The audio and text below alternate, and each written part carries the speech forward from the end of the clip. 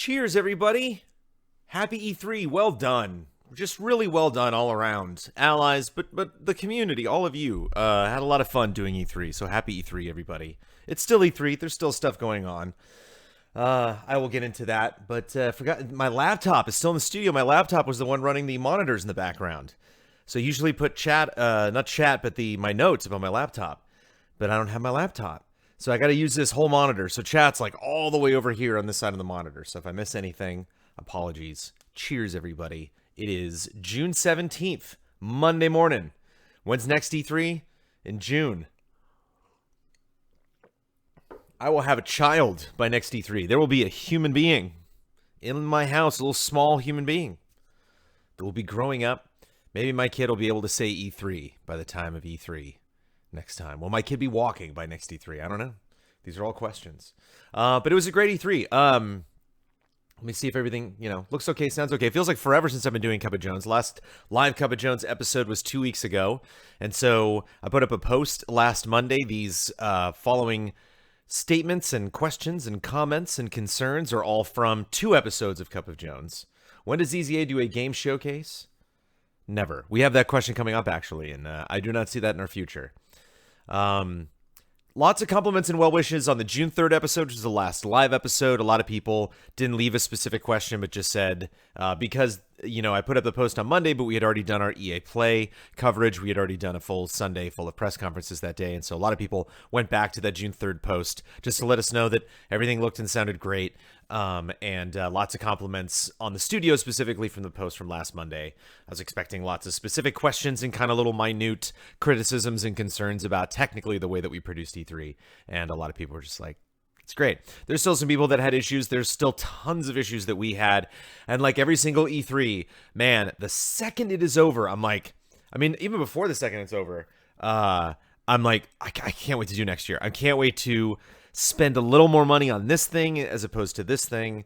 And, obviously like last year's E3, we got better cameras. This year we got the monitors and just the hooked up audio tech in terms of how we do live events now. So it's going to be fun. Looking forward to the next State of Play or Direct and think, do we want to do that on the streaming stage? Depending on how many people we have, is that something that we want to do in the studio? Obviously, audio was a big issue for us, not only from drop frames, causing issues with desyncing the videos that were going from Twitch to YouTube. But Monday morning, of course, the morning that I was at the desk, the only time I sat at that desk was during the Nintendo Direct on Tuesday morning. And of course, the sound got all wiggity. And so it's just a question of getting potentially more hardware, software in there just to manage the sound, because everything was just kind of plugged directly into that PC, because that was the first time that PC had streamed stuff, and it handled mostly well. Our internet went out at one point. If you try to go for 6 days straight, inevitably stuff is going to happen. But we had a lot of fun producing that. It was more stressful in some ways, but way less stressful in other ways. And I think one of my favorite moments from the entire thing was Tim Geddes sitting down on our desk before we went live and looking over at me and being like, is the AC always on? I was like, yes, it is, Tim. Yes, it is. The comparison between just being comfortable in this room. And I know some people were concerned, and I'm curious, nobody really brought this up, but I'm curious if people still kind of miss that one room vibe, because people used to be crammed in the corner here and all of the attention would be back here for our typical E3 coverage. It was interesting watching our E3 awards again and being like, whoa, the couch. That's right. It's going to be fun doing the E3 awards. We're still going to be on a couch, but we're going to be in the streaming room tomorrow night. Speaking of, when we do our E3 2019 awards tomorrow night, 6 p.m. Pacific time, during the normal group stream, shooting betting specials today, shooting a special Trailer Jones tomorrow. So we'll be talking about E3 specific stuff for a while at Easy Allies. But good to know, Kamerzista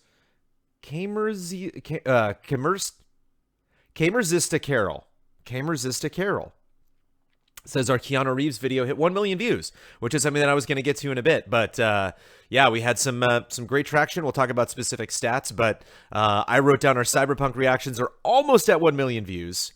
But there we go. Specifically, I want to thank everybody. I want to thank all of the allies, but individually. I don't know if they'll ever get back to this. I don't know if Blood is in chat. But everyone had a very specific role. Everybody worked really, really hard last week. Everybody, you can see just kind of like the vacancy in their eyes, and they're like, wow, I am tired. Because it's not only a question of, staying up late one night. It's like when you only get 5 or 6 hours of sleep, which isn't like a terrible, I mean, like you get more sleep than that. You should get at least 7 hours of sleep every night. At least 7 or 8, maybe 9 hours of sleep is great. But it's just kind of that marathon session of just doing that again and again and again. And once we got, it's interesting too, because Wednesday night was like more tiring than Thursday night. Wednesday night I was exhausted. Thursday night I had a ton of energy and I was just really excited to talk about stuff. And then we got a ton of sleep Friday night, came in Friday day, and again just completely exhausted. And so it's weird, just pacing yourself for the week of E3. And there's Blood. I guess I shouldn't say how little sleep I got. Blood doing a lot of work. Blood's on the top of my list of thanking everybody. But really, nobody would want to do E3 and not be exhausted more than me. I don't know how to do it. Like, it's just such a big event. There's just so much going on. And like one interesting thing to think about this year, E3 is just such a perfect opportunity to check in with people. Michael Pachter, who I used to work with, is a huge party at E3 this year. I've gone to that a couple times. I didn't go to any parties. I didn't hit the bar ever at the Fig or at the big hotels like across the street. I didn't do any socializing whatsoever. I was 120% studio this time. And I don't mean to sound like a sacrifice or something. It's just there's different ways to do E3. And so I don't know if y'all remember, but the first year I believe we did E3, maybe not. I think it might have been the second year at Easy Allies. I took a step back and I missed one night of our E3 coverage and I missed a couple press conferences because I wanted to be there at the show. I don't think it's worth it that much going to the press conferences. Sony's really one of the only companies that made it worth it. Microsoft does as well because you go to the press conference and then you go, Blood can speak to all of this because this is what he did this year. And then you can go straight to, demoing a bunch of games. But tough to tell how that works when we get invites to stuff. They're like, yeah, the games and play, fine. We're like, again, the EA Play is a great example. It's like, what? How can I play anything? Can I demo stuff? How do the interviews go? Where am I going? Who do I meet with? Yeah, excited to talk about this E3 and excited to talk about next E3. I want to thank Daniel Bloodworth for doing what you can check out right now, which is basically youtube.com/EasyAllies, all of our E3 coverage. The way all of that stuff is organized, all of those thumbs that were created, all those descriptions that were written, all those libraries that were organized, all of that 100% is Daniel Bloodworth. And he had a lot of issues with drop frames happening that was segmenting stuff from our various impressions and coverage, just conceptualizing all of the stuff that was coming out and how you're going to absorb it after the fact if you want to check that stuff, because not only obviously is it hard to check, to be around for everything that we do during E3, but that some of that stuff is pleasantly evergreen, much like the Cyberpunk reaction. I know I have watched that at least 6 times because it's just great that our cameras are so much better that I can zoom in and just stare at Ian, just stare at Don, just stare at Brad, just stare at Ben, just stare at Huber, just stare at Bossman, just stare at me, just stare at Damiani, and just go back and do it again and again. That was a really great moment. I wish we had a couple more of those. There's usually like 1 or 2 of those. I guess Like Zelda, they called it so early that we were all just kind of like, wait a minute, I need to see exactly what's going on. So Zelda didn't get that like big crazy, explosion. I think Banjo maybe came close, but that Cyberpunk was just insane. And it broke 1 million views, which not only, I'll jump to that stat, not only something that I think only 7 other videos have done. Correct me, Blood, if I'm wrong. But or maybe 2, I don't know, that's a small number, but apparently we got 1,400 new subs from that video alone, from people just finding that video and being like, this is great, I like these guys, whether that was the first time they had met us or whether they were coming back adrift in the universe from leaving us after Game Trailers folded. Only Game Sleuth has 1 million. Nice. I want to thank Ian Hink and Michael Damiani for handling that control room desk. That is not easy. That a lot of the stuff, the different tickers rolling in, the different lower thirds and little images, and keeping up with Blood commented in Slack that him kind of slicing out all of these different impressions was a lot easier than it could have been, because on the bottom, you can see what we're talking about. You can see what we're talking about, what's coming up next. And we were a little bit behind. I remember one time I sat down at the desk and I realized that hadn't been updated. So I was like, oh, typed that in. But it just can't be overstated how easy it is to do what we do, because people like Ian and Damiani can just step in and just do that work and be like, that's fine. Like, I'm okay covering most things. I'm okay. I remember the first night, Ian clearly wasn't interested in the games that they were talking about, didn't really have games himself, because I think he shot Huber Syndrome and something else on Tuesday, and basically, or no, it was really Saturday. It was during the Nintendo, during the Smash Brothers Championship, because I know Ian is not a big Smash fan, and I was done with the stuff we were doing Saturday, and I remember leaving the office and being like, thanks, Ian. Thanks for covering this. Thank you for, monitoring this desk while those guys are in there talking about a game that, is definitely not one of your favorite games. So Damiani and Ian, we'd be very screwed. We'd be in deep, deep trouble if they were not helping us with everything. Ben Moore and Brad Ellis ran around to so many appointments. I think those two guys, much like when we get into the throes of review season, those guys just end up churning out. Obviously, Michael Huber as well, but those two guys also operated this E3 on wristbands. And I don't know if you remember me talking about the wristbands. I don't know if I talked about wristbands a lot before we got into the show, but we did talk about our difficulties in getting registration for E3. So we only got accepted. We only got a handful of badges accepted, and then we had to pay money to get another badge, which I got, which I didn't really realize when I was purchasing it. I thought we were all going to get wristbands, but then I got the confirmation email, and they're like, "You're going to get a badge," and everyone else. And I was like, "Oh well, I would have given that to Ben or somebody else, because." It felt bad, but we made a hierarchy list once we knew we were going to have trouble getting badges for E3 for everybody on who was most important in terms of getting badges. Because you have somebody like Ian and Don, and they mostly do production stuff. And so it's like they can accompany someone else, to get in and, get a wristband if they need to. But Damiani had a wristband. It was frustrating because in the emails that we got beforehand, I asked very explicitly multiple times, like, how does this work? Do you have it? Because they didn't have a page that explained it all. So this was just coming to me through email, and they were like, yeah. You just pick up a new new wristband every single day. You have to bring in the old wristband, so you can't shower with it, I guess, or I don't know how the guys handled that this week. And then you go in, you get your next wristband, piece of cake, and nobody will grief you because wristbands act, exactly the same as badges do. That is not true in so many ways, repeatedly, day after day. It was really hard for those guys to get in and get their wristbands for the next day. Some of the guys on several occasions were stopped, sometimes in a booth, like speaking to a publisher, and security would come up and be like, "Excuse me, sir, you can't be here."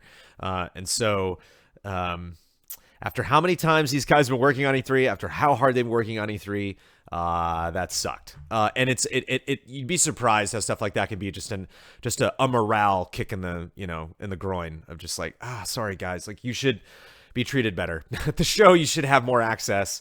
And so, we'll see the position that we're in. And keep in mind, this has nothing to do with Easy Allies. We have only grown in, the resources that we've had, the amount of money we spent on E3, the outreach that we've had with publishers and developers. This is just the ESA having a hard time right now. This is just the backup, the backbone of that company getting compressed a little bit, a little shaky at the ESA right now. I talked to some people from the ESA at the show, and it's gonna be interesting.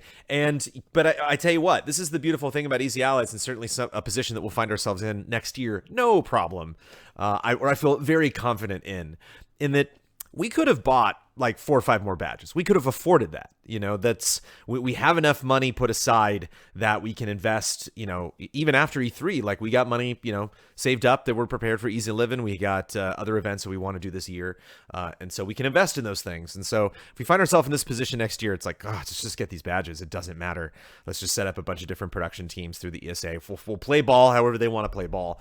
And because I didn't know how tricky this was going to get into to officially get these badges for E3, but I can just go to bat earlier and more aggressively than I did this year last year, because it's tough. Like, we had some relationships that were like, do you want me to shake some people down? Do you want me to break some noses and try to figure out what's going on? And it's like, I don't know how pushy we want to get. We have a really good thing here at EZA, and when we have a comfortable relationship with these different companies, it's like, do I want that rep who I'm just meeting now to remember me as somebody who's pushy?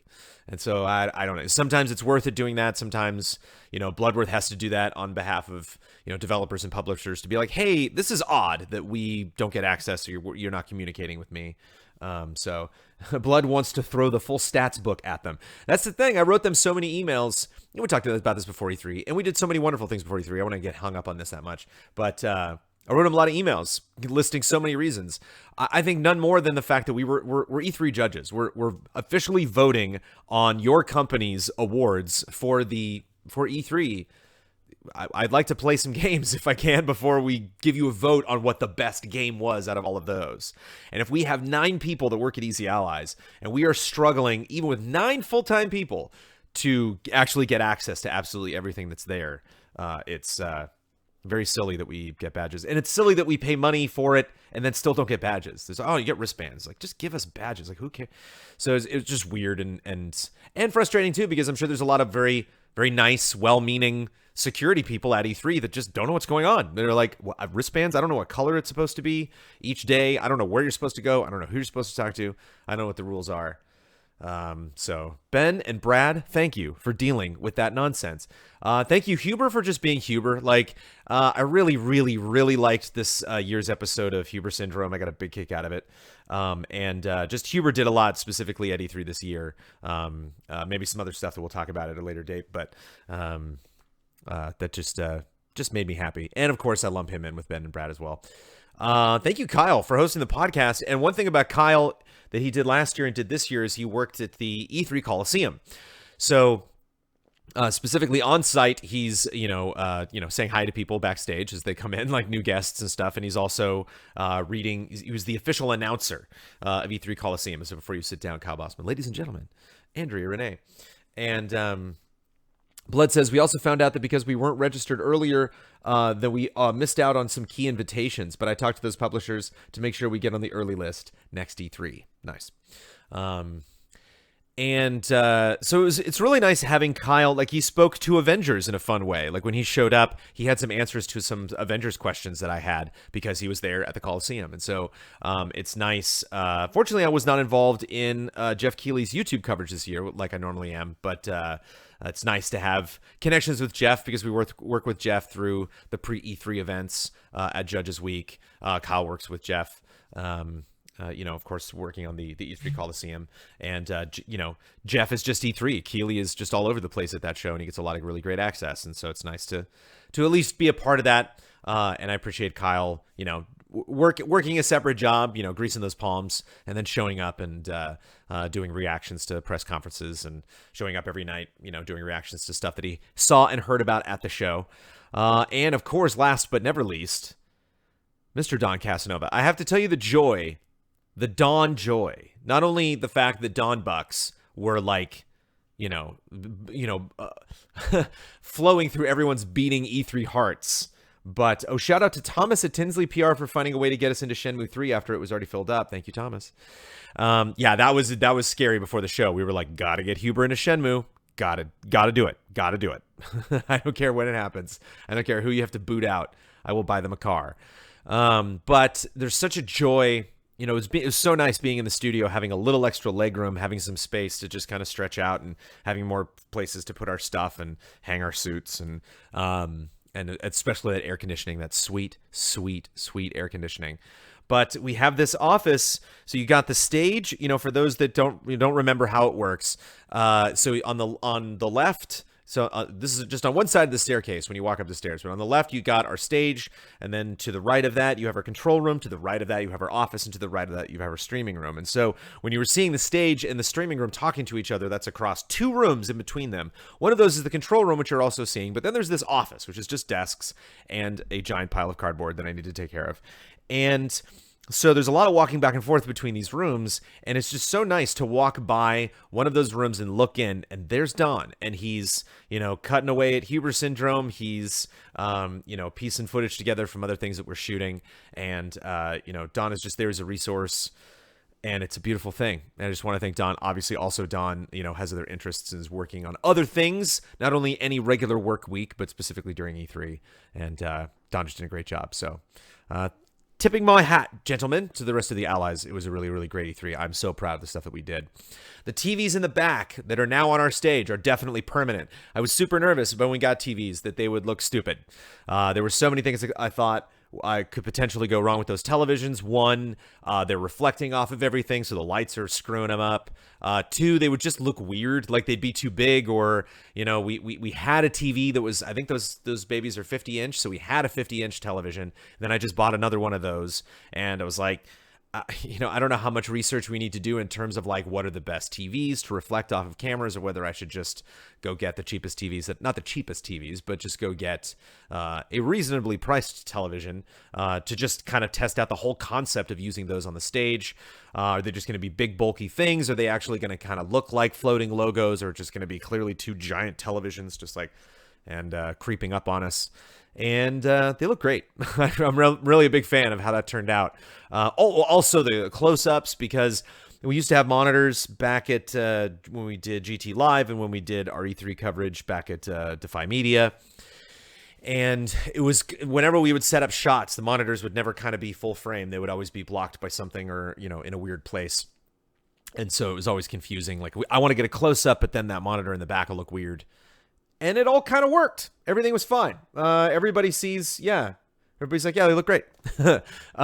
We have a laptop, again, my laptop that's used to be right here, which is why I'm looking all the way over there for chat, which isn't bad, actually. I don't know if I need to use my laptop. But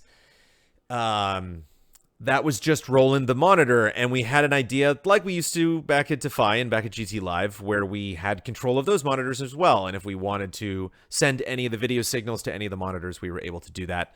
We might set that up in the future. Not in a super rush to do that right now, but we just had the logo back there. And then, of course, it would be great to get an animated logo for all of our shows, and then have it say the Easy Allies Podcast, or Frame Trap, or Frame Code, or Fiasconauts, or any of that stuff going on in the background. Or potentially, again, if we have more control, when we wrest more control out of all of the various hundreds of cables that are, you know, passing back and forth between all of those rooms, get a chance to maybe control that from the control room, maybe control that from the stage.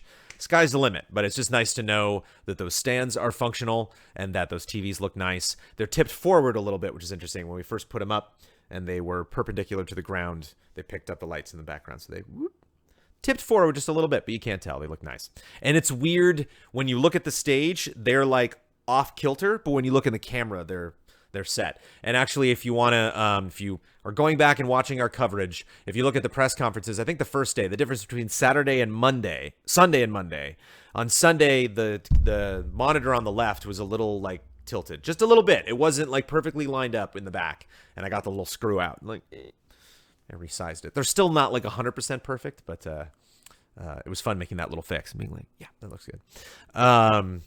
Yeah, E3 2019 awards tomorrow night. Betting special results ASAP this week. Make sure you don't miss the E3 episodes of Huber Syndrome and Easy Update if you haven't seen those. Those are really great. It's fun because there's different ways that we could do E3 coverage. Different ways, you know. in general, you can do E3 coverage, and I love that Hubris Syndrome and Easy Update are kind of like the bookends of like the different, just a completely focused, reverent, passionate focus on E3, and then just like a very irreverent, hard to predict what's going to happen next on Easy Update. Yeah. Cyberpunk reactions are almost at 1 million views. Talked about that. Since June 8th, which is when we started tracking our E3 whatever, meaning anything past that is like an E3 stat. We've had 5,000 new YouTube subs and around 3 million total views on YouTube. On Twitch, we had 600,000 views, 5,000 new followers, 1,300 new subs, and our max viewer count was on Monday, June 11th at 13,773 viewers. Even more impressive than that, one stat that we had last week that really blew my mind was I was just about to head home from E3 on Thursday night. And I tuned into Giant Bomb because we weren't live yet. And so I tuned into Giant Bomb and plugged in my phone to charge it. I'm driving home on the 10 freeway and listening to Giant Bomb. And remember, they were talking about Final Fantasy VII Remake. And, regardless of just how great Giant Bomb's coverage is, it's just really nice to check in with other people because it's not only different opinions, but different interviewing style, different pace of speaking. And so it was fun to just kind of soak that up before we did our coverage. And then we went online and we had more viewers. And that blew my mind because a lot of eyes are on Giant Bomb during E3. Giant Bomb does a really great E3. I think an essential E3. I think, what they bring to the table is absolutely mandatory, obviously with all of the coverage being provided by YouTube and IGN and GameSpot. It's just so nice to have their take on everything. And we were beating them out just a little bit. I think it was 1,300 to 1,100. I was like, it's a little smug, but it's not like a we win situation. I was shocked. I was surprised. It was like, wow, I was not expecting that. So it's really interesting to see, to grab the attention of a community like that. And when we test things, when we have ways of, we're doing the podcast Monday night instead of Tuesday night, we're doing, guest shows on Friday, so we don't have to be so stressed out and tired on Thursday nights. It's interesting to see this work out and people show up and know that we're still going to be around. Know that, the E3 show floor has closed, time to turn on Giant Bomb or Kind of Funny or Easy Allies or, get these late night impressions or listen to my favorite podcasts from a Game Informer or whatever. It feels good. Like there was definitely used to be like an adversarial, vibe during E3 in years past, certainly like a decade ago. That was like the whole thing was just like, all of our partners are the enemy. And it's just so nice having all the collaborations that we had, having the guests that we've had on, kind of celebrating their coverage and them watching us watching them.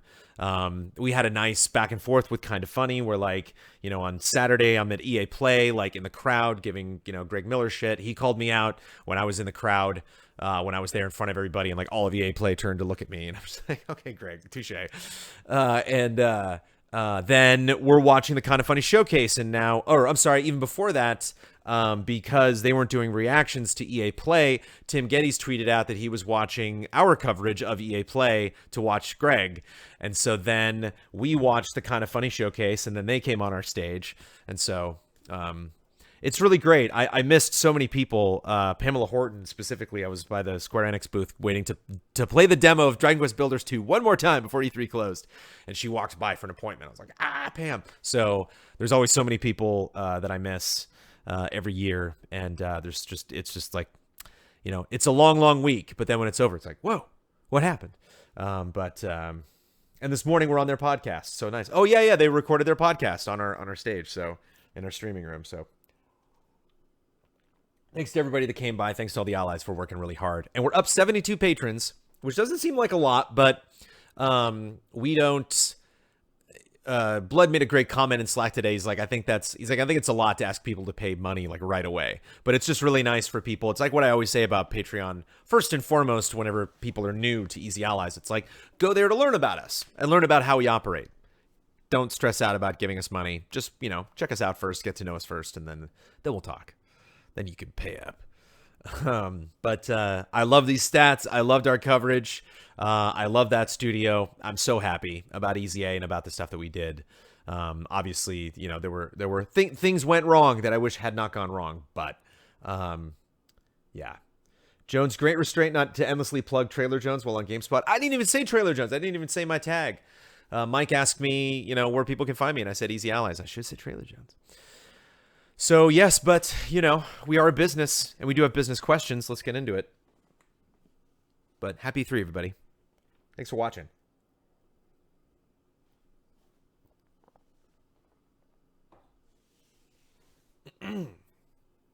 All right.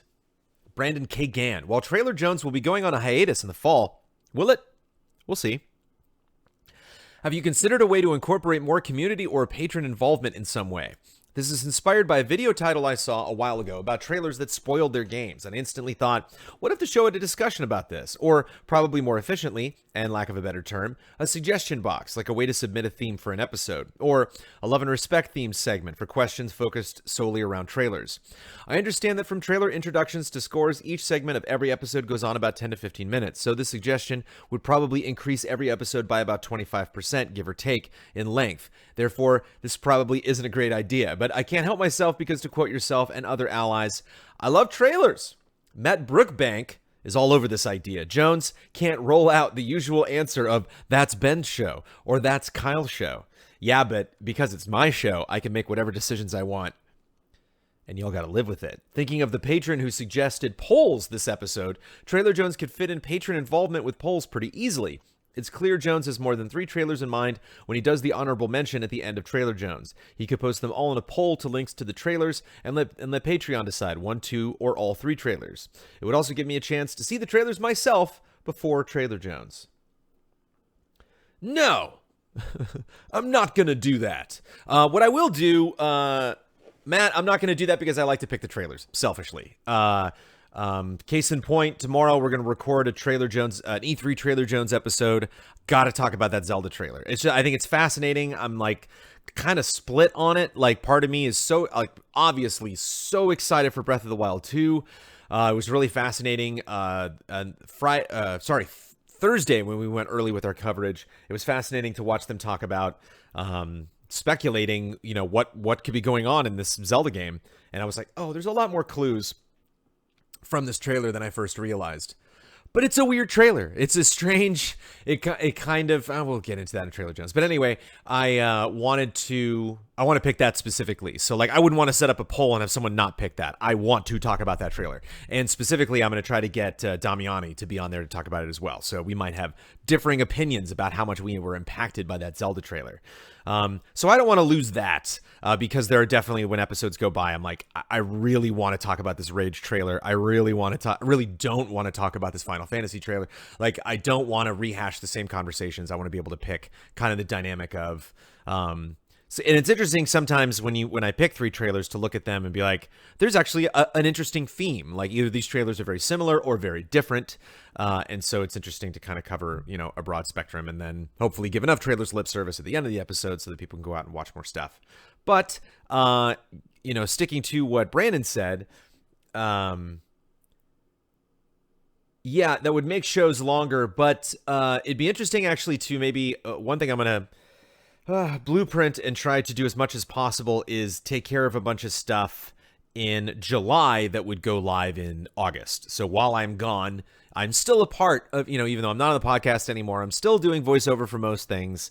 And I'll maybe produce some episodes of some stuff and maybe do a Trailer Jones episode that is similar to what I did at the beginning of the year, because a lot of people were busy in the beginning of January of this year, where I did just kind of like a trailer trends episode where I'm like, this is some weird stuff that I've noticed trailers doing that I think we'll see more of in 2019. And it'd be interesting to maybe do like a mid-year wrap up or, an episode kind of Trailer Academy-esque where I talk about, because again, Trailer Jones is a show that I will produce once a month about trailers, but it doesn't necessarily mean on Patreon that I have to stick to a particular paradigm about how I do stuff. So it'd be fun to produce another one of those so the Trailer Jones doesn't completely go away.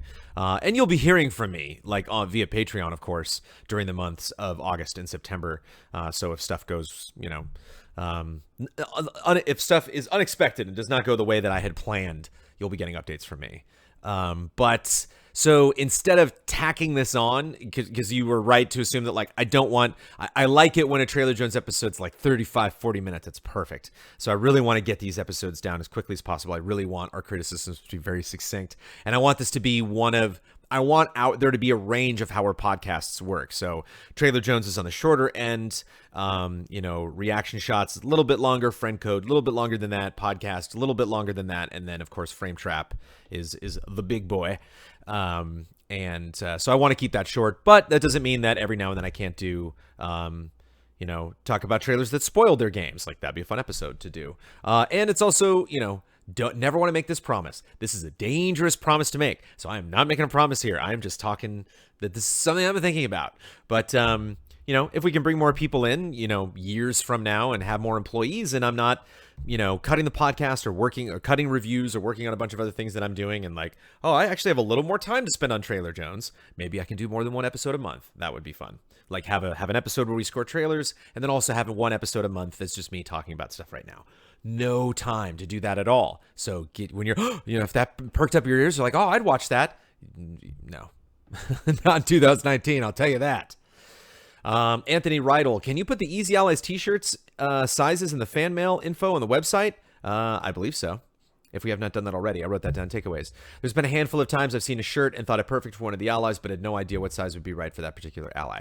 Also, shout out to Fortnite, which is having its big Fortnite party event. Had a big party during E3 too, and there's just a lot of. You got your Rohan, you got your Jeremy Hoffman, you got your Megan Blair now, formerly Megan Rue. A lot of XGT Pats are working real hard on Fortnite, so thinking about them this week, wearing that shirt. Ibrahim Sozer, can I propose Easy A lets us know when you have projects in the works? Giving names like Project Sparta or Project Trinity to upcoming projects would be great, and then announcing Project Sparta is Box Peak and it's premiering in 2 days.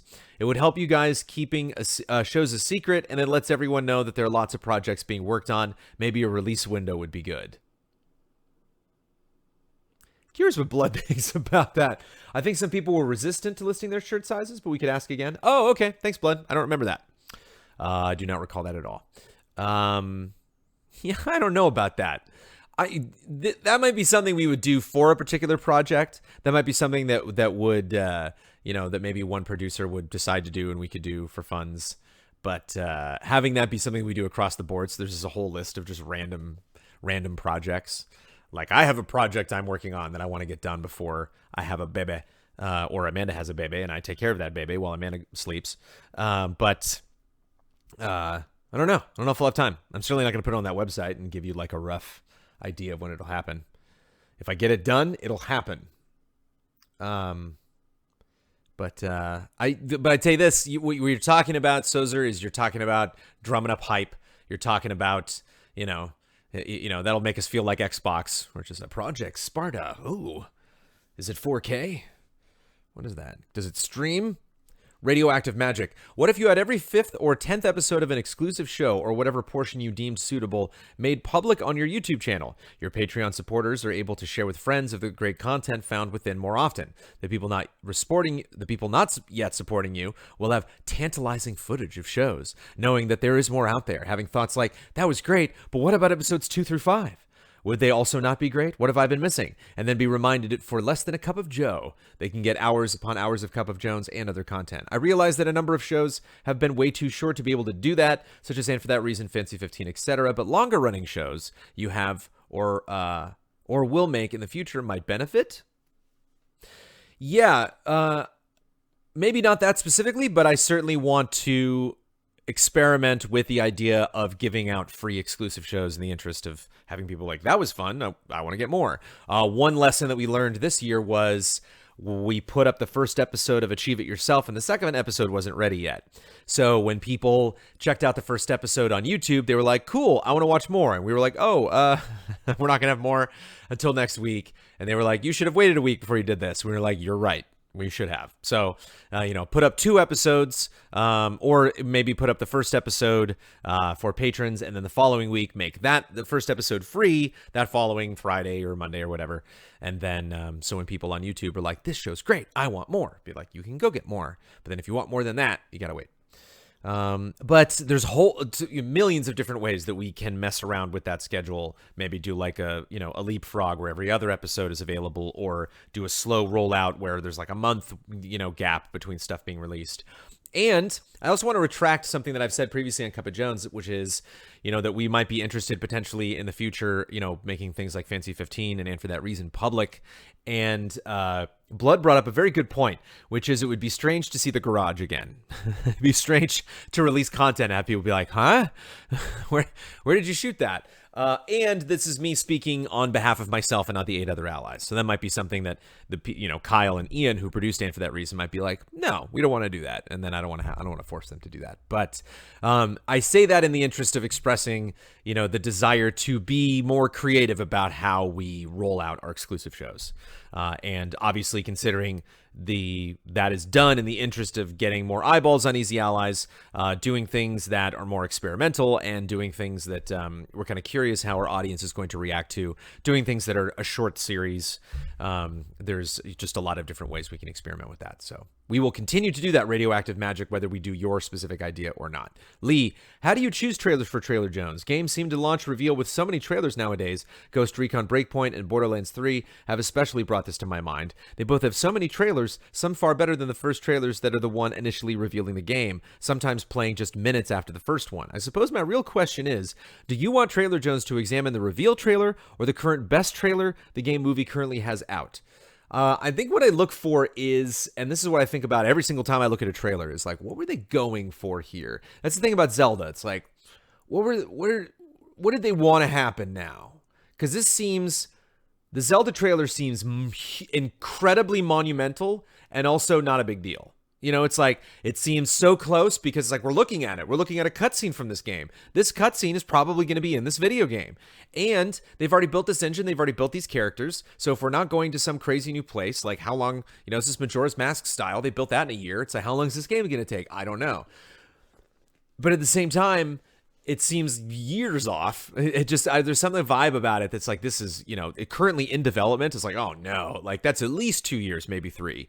And so I have conflicting feelings. And this, like, you do not have to sell me on Breath of the Wild 2. If they never released a single trailer for Breath of the Wild 2, I would buy it day one because that first game was so amazing. And so when I look at a trailer and I think, what's going on here? Like the Borderlands, the Rage 2 launch trailer, like that's not the reveal. Certainly we've seen a ton of stuff from that, but it had a very specific attitude that did not work with me. And so I was curious to get 2 other people in the room and be like, am I crazy or is this trailer weird? And so a lot of it usually stems from, they wanted this to happen. When I watched it, this happened in my brain.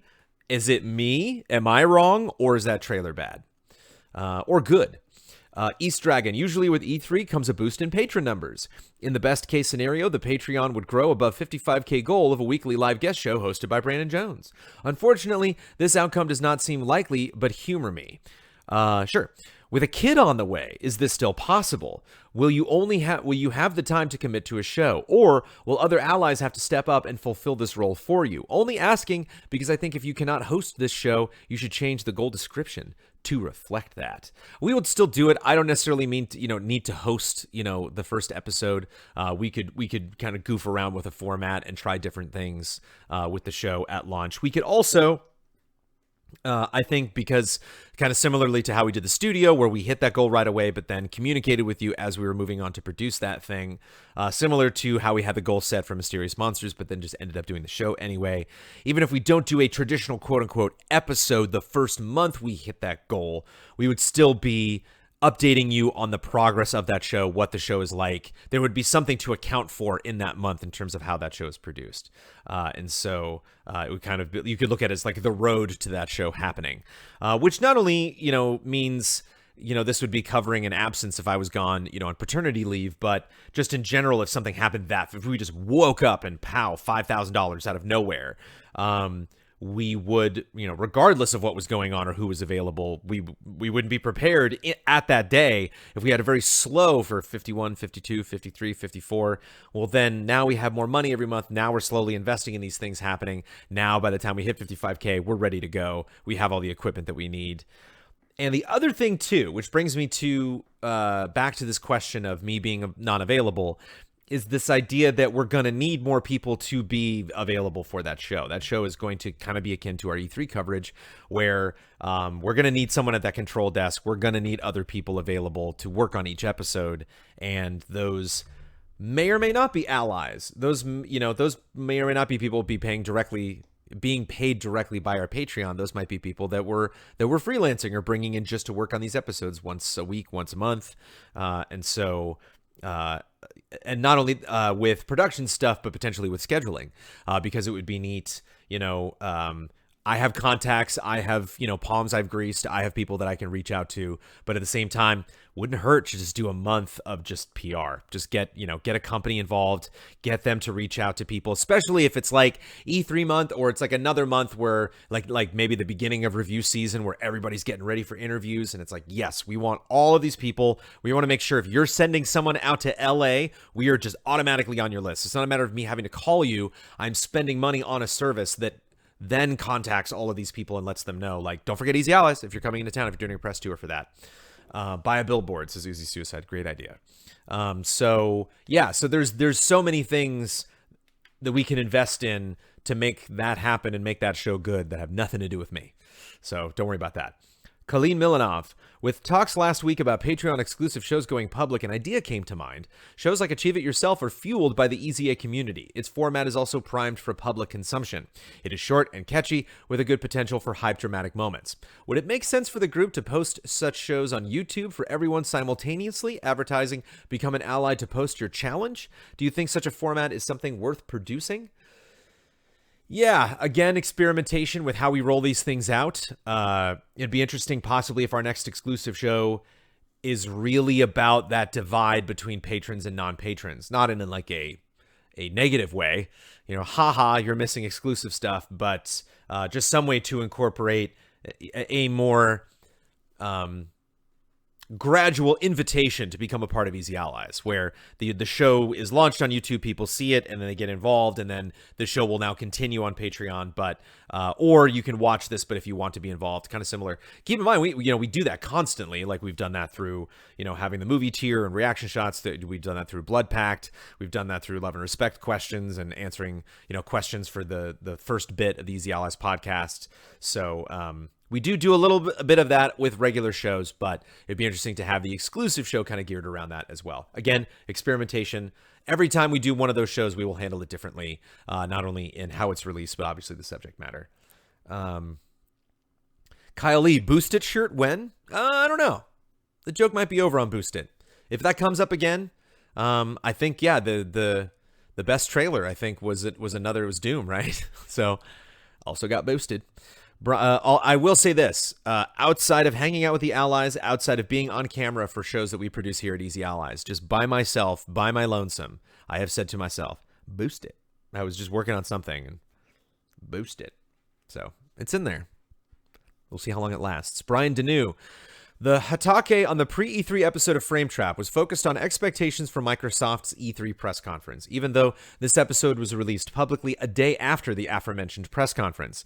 In addition, much of the segment was a rehash of what was previously discussed on the Easy Allies podcast E3 preview and the pre-show before the press conference itself. This sort of redundancy in coverage between EZA's many shows has happened before, so I wonder if there's ever any discussion between the show's hosts on who would cover what, or if there should be some planning in your monthly meetings to make sure that if shows do cover the same topic, there is a unique perspective to ensure that everyone's take and approach is thoroughly conveyed. I think we're all aware of this in terms of like the person that's speaking about their impressions of something knows that they talked about it on a previous show. And so I think we're kind of, searching our brains for another way to analyze it or potentially to bring up other points that we didn't bring up on previous shows.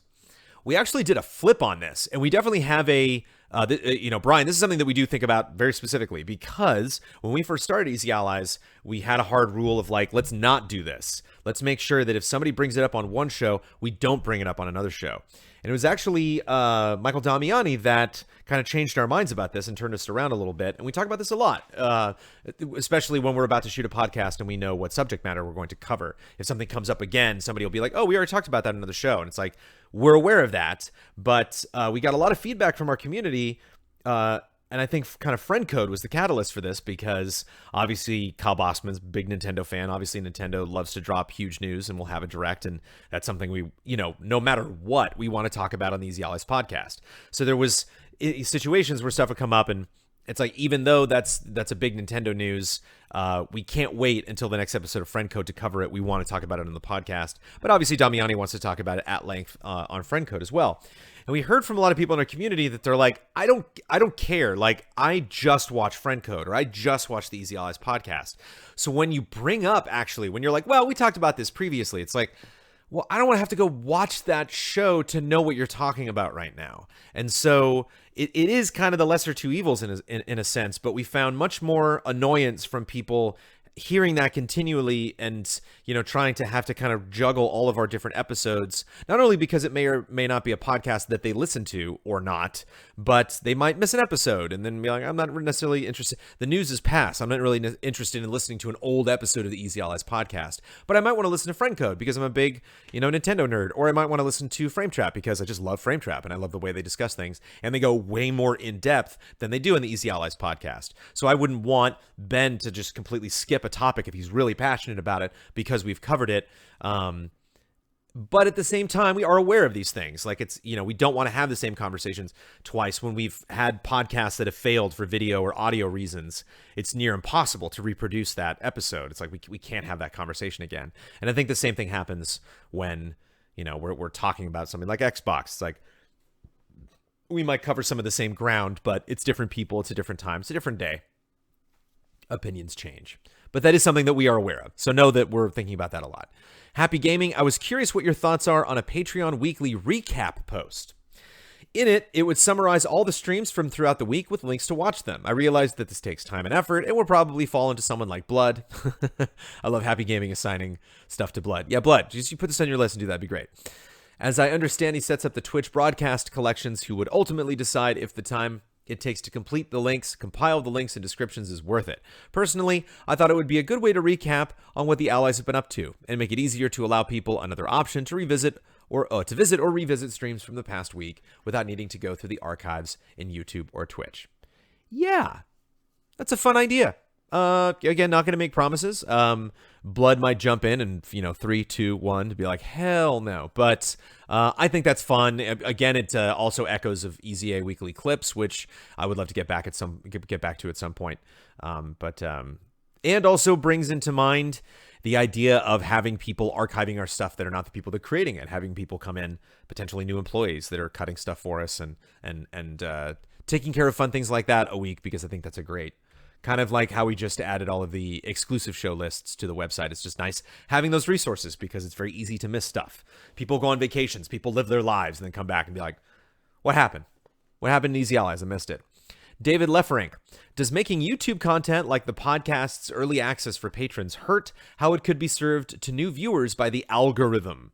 If you were to redo all of your Patreon tiers, what have you considered your options so far? Do you feel like you're obligated to keep the same tiers pricing forever? Have you looked into special offer options, discounts for new patrons, or the charge upfront option? Yes, we have looked on all those things. We're a little hesitant to adopt early, kind of like in beta programs that Patreon puts forward. We're always curious about that stuff, but we're never in a rush to add that because you've seen how people have reacted to the Epic Game Store. There is a frustration that I think is warranted from a lot of people when pricing options get changed up, or there's different ways to pay for stuff that people weren't expecting, and frankly, most of the time don't want. But discounts for new patrons is something interesting. I don't know if that's set up or that would be. Simple answer, we examine charge up front, don't like it. I don't remember the exact reasons. It's a kind of, when you do research on something and you don't like it and you're like so confident and like, no, I tend to forget why, because it's like, my brain's like, I don't need that information anymore. There's no point. Maybe I'll review it someday. But yeah, my brain just flushed out those reasons why we didn't like ad up front. We've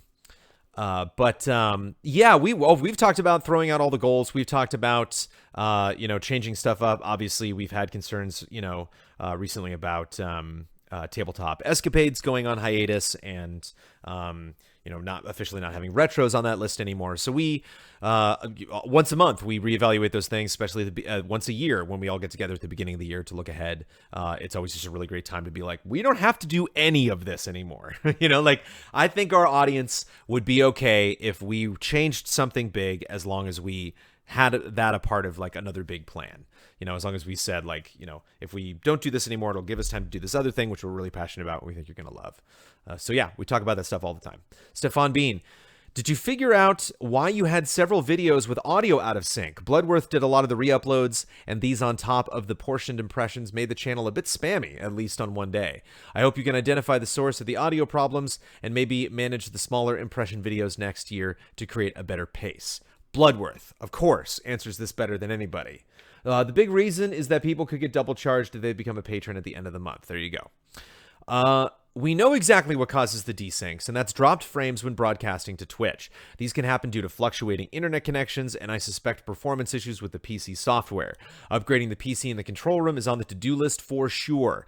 The other persistently annoying part of the problem is just the way YouTube handles the frame drops, shifting the video and pulling it out of sync. The worst part is that a video will appear as if it's finished processing. I'll check it for any sync issues and publish when I think it's fine, but then YouTube will continue screwing with it in the background and introduce sync issues that weren't initially there hours or days later. Some might note that we could fix any sync issues by downloading the files and editing locally. However, with hours-long files, the process simply takes much longer, and it's time we don't have. Maybe next year, I'll just have to hold off on the longer uploads until I can be certain that there aren't any issues. The other idea, and something that I should have talked about at the top of this episode of Cup of Jones, but one of the major things that I'm thinking about for next year is bringing on a 10th, not a 10th ally, calm down, but just a 10th person, just somebody. Specifically, one of the issues that I felt we were a little bit clumsy with this year was bringing back footage from appointments where we allowed to capture footage, or bringing back assets that and just generally having stuff available. Ian and Damiani did a dynamite job of bringing stuff up really quickly, bringing up trailers and stuff like that, but it would be really fun to have someone that's just in charge of doing that. So like the whole extra PC, a whole extra computer and desk and terminal that one person is working at, and all that person is doing is bringing up B-roll and bringing up that footage for when we're ready to. What are we talking about next? Talking about Cyberpunk? Great, I'm ready. I got it ready. I got it queued up. I'm rolling it now. Boom, it's going in. And then Damiani, on whoever's on the control room desk, just switches to that feed, whatever is coming from that computer, and that rolls in the B-roll. And so this person's like, I'm going to slow stuff down. I'm going to take, if there's a trailer that dropped during a press conference that has a lot of big black frames in it, I'm going to edit it and take those out, and just, because that's what I used to do for E3. I would package this stuff in between, our live coverage to be ready and available to be rolled in and just be as pretty as possible in the background. No logos, no ESRB, no titles, no pre-order nows, all of that stuff clipped out. None of us can do that because we're all on camera. And we'll get into that a little bit later, because some people asked specifically about, why they didn't see us all of the time. But that's another thing, that this person could do. This person could, once, if we have any technical issues, could download that stuff, re-edit it, so that like one of us isn't like, oh, I gotta do that at the end of the day. They're like, it's my job. This is what I'm hired to do. I'm not doing any impressions. I'm not going to any appointments. I'm not going to E3 at all. I show up during the day and cut these things, and then everyone shows up at the end of the night. I help them produce the live coverage, and that would be so rad. So yeah, ZK. Keep up the great work. Any chance you guys could put some borders around the different streams when watching the press conferences? It would make it a lot easier on the eyes with sharp contrast. I've seen a few people mention this otherwise. Yeah, it's something that we haven't figured out. Basically, you got Damiani in the corner, and then you got the coverage in the middle, and then you got the streaming room on the left. And it would basically just make a little, like a little border around all of those. The trick is, it's easy right now when we set up the fun fact, the streaming room is actually done through the switcher. So when you saw the streaming room in the lower left-hand corner, that was actually the switcher and not XSplit that was adding that feed, that was adding that camera to the video.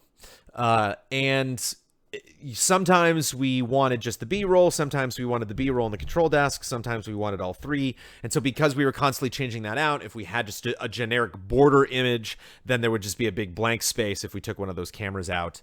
And so we just didn't really have a system. There's only so many windows you really want to set up. And so we might in the future potentially think about moving away from XSplit, and that doesn't necessarily mean switching to OBS. Like I think there's a bunch of options of stuff that we can do, because again, the drop frames and everything, we're like, is XSplit doing this? Is it time to move on to different software? And are there other equipment that we could get that could handle a lot of things that we're asking XSplit to do? But that's why we didn't do that, because there was no like one size fits all situation that we could set up every time we were hitting buttons outside of XSplit to make that stuff move. And then we would have to, XSplit would get in the way and make that look silly. But that is, it's a fun idea to think about for next year, and something, given that we had to install a lot of new things, and now that all that stuff is up and running, that's something we can focus on for future content.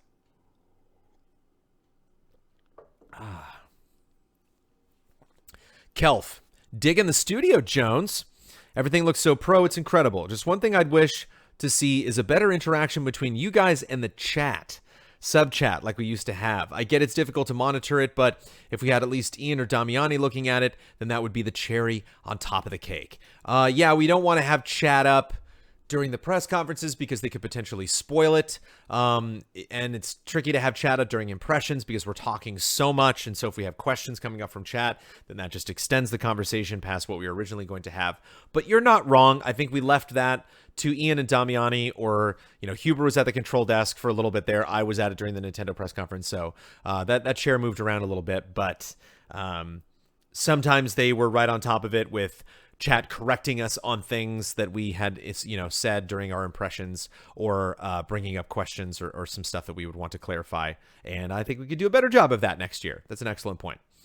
Soul, you guys should really keep the streaming room on screen during post shows. I get the ones at the desk are the ones holding the discussion, but considering others like to cut in a lot, I think it's better to just leave them on screen. I mean, if they stay relatively silent, then yeah, take them off. Having them flash in and out after almost every sentence, I think, can get exhausting, and I don't think it's good for the audience.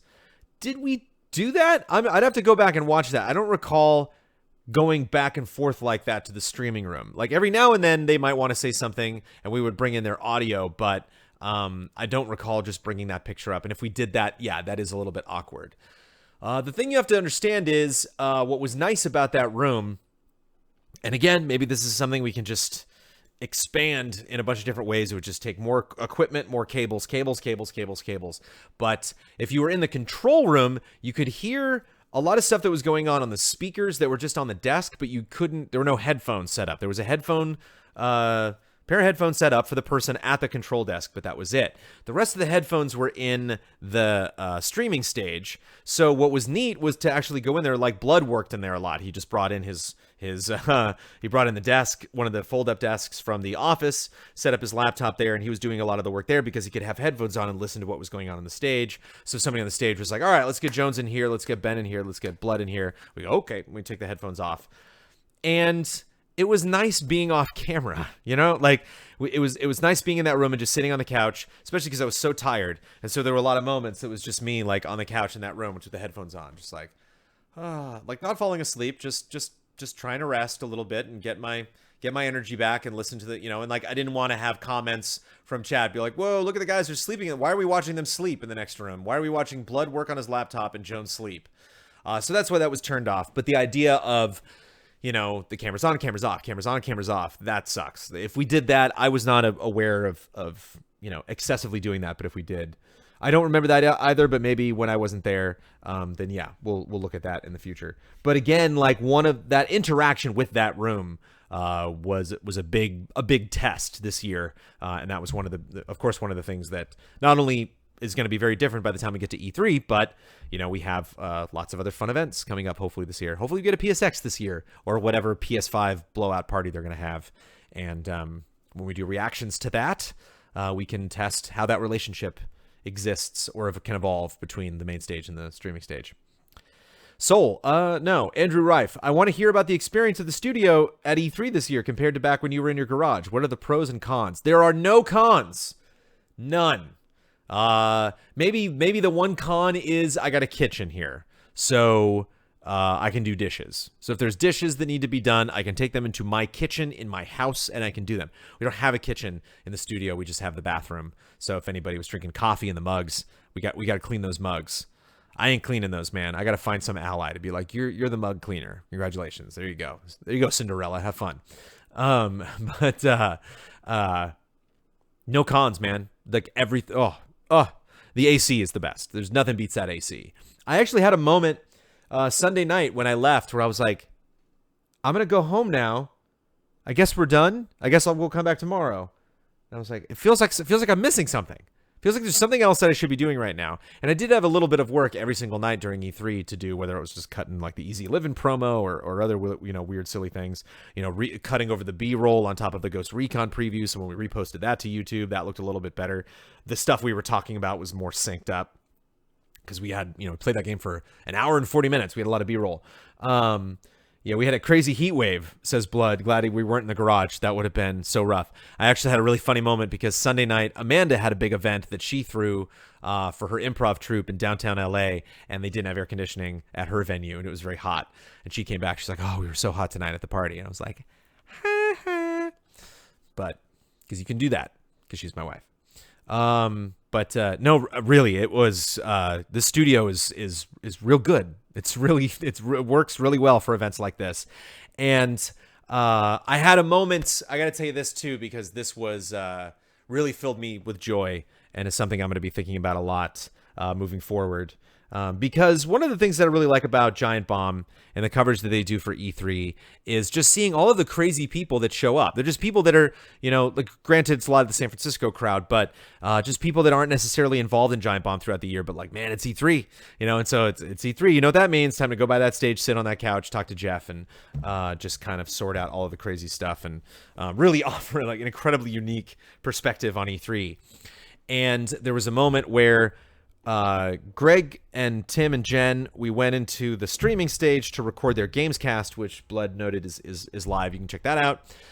And Gerard and Ash and Nintendan, they were on stage and doing friend code, and then we were swapping after friend code to do more coverage, and Kind of Funny was leaving, and everyone kind of met in the hallway right out in front of the studio room, like, oh, hey, and everybody was giving each other hugs and happy E3, and you could tell like a lot of people are going to go home now. A lot of we probably won't see these people for another couple months, and it felt really good to have the Easy Ally Studios kind of facilitate that meeting, like that interaction. There's another opportunity for these people to just give each other a little hug and a wave goodbye, before we finally, take off. Kind of like a lot of people go to Disneyland, which is wonderful, and I didn't do on Friday, and the sacrifices I make for all of you for our E3 coverage now. But it's that post E3 Disneyland trip is a good time.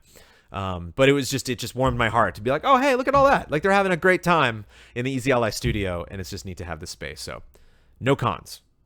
And I say that, obviously very thankful to all of you for making that happen. The audio issues you had in the Nintendo Direct pre-show are the same issues with Cup of Jones streams. Same sound anyways. Maybe however you fixed that would fix Cup of Jones. Yeah, another thing too, here, I can show you this guy.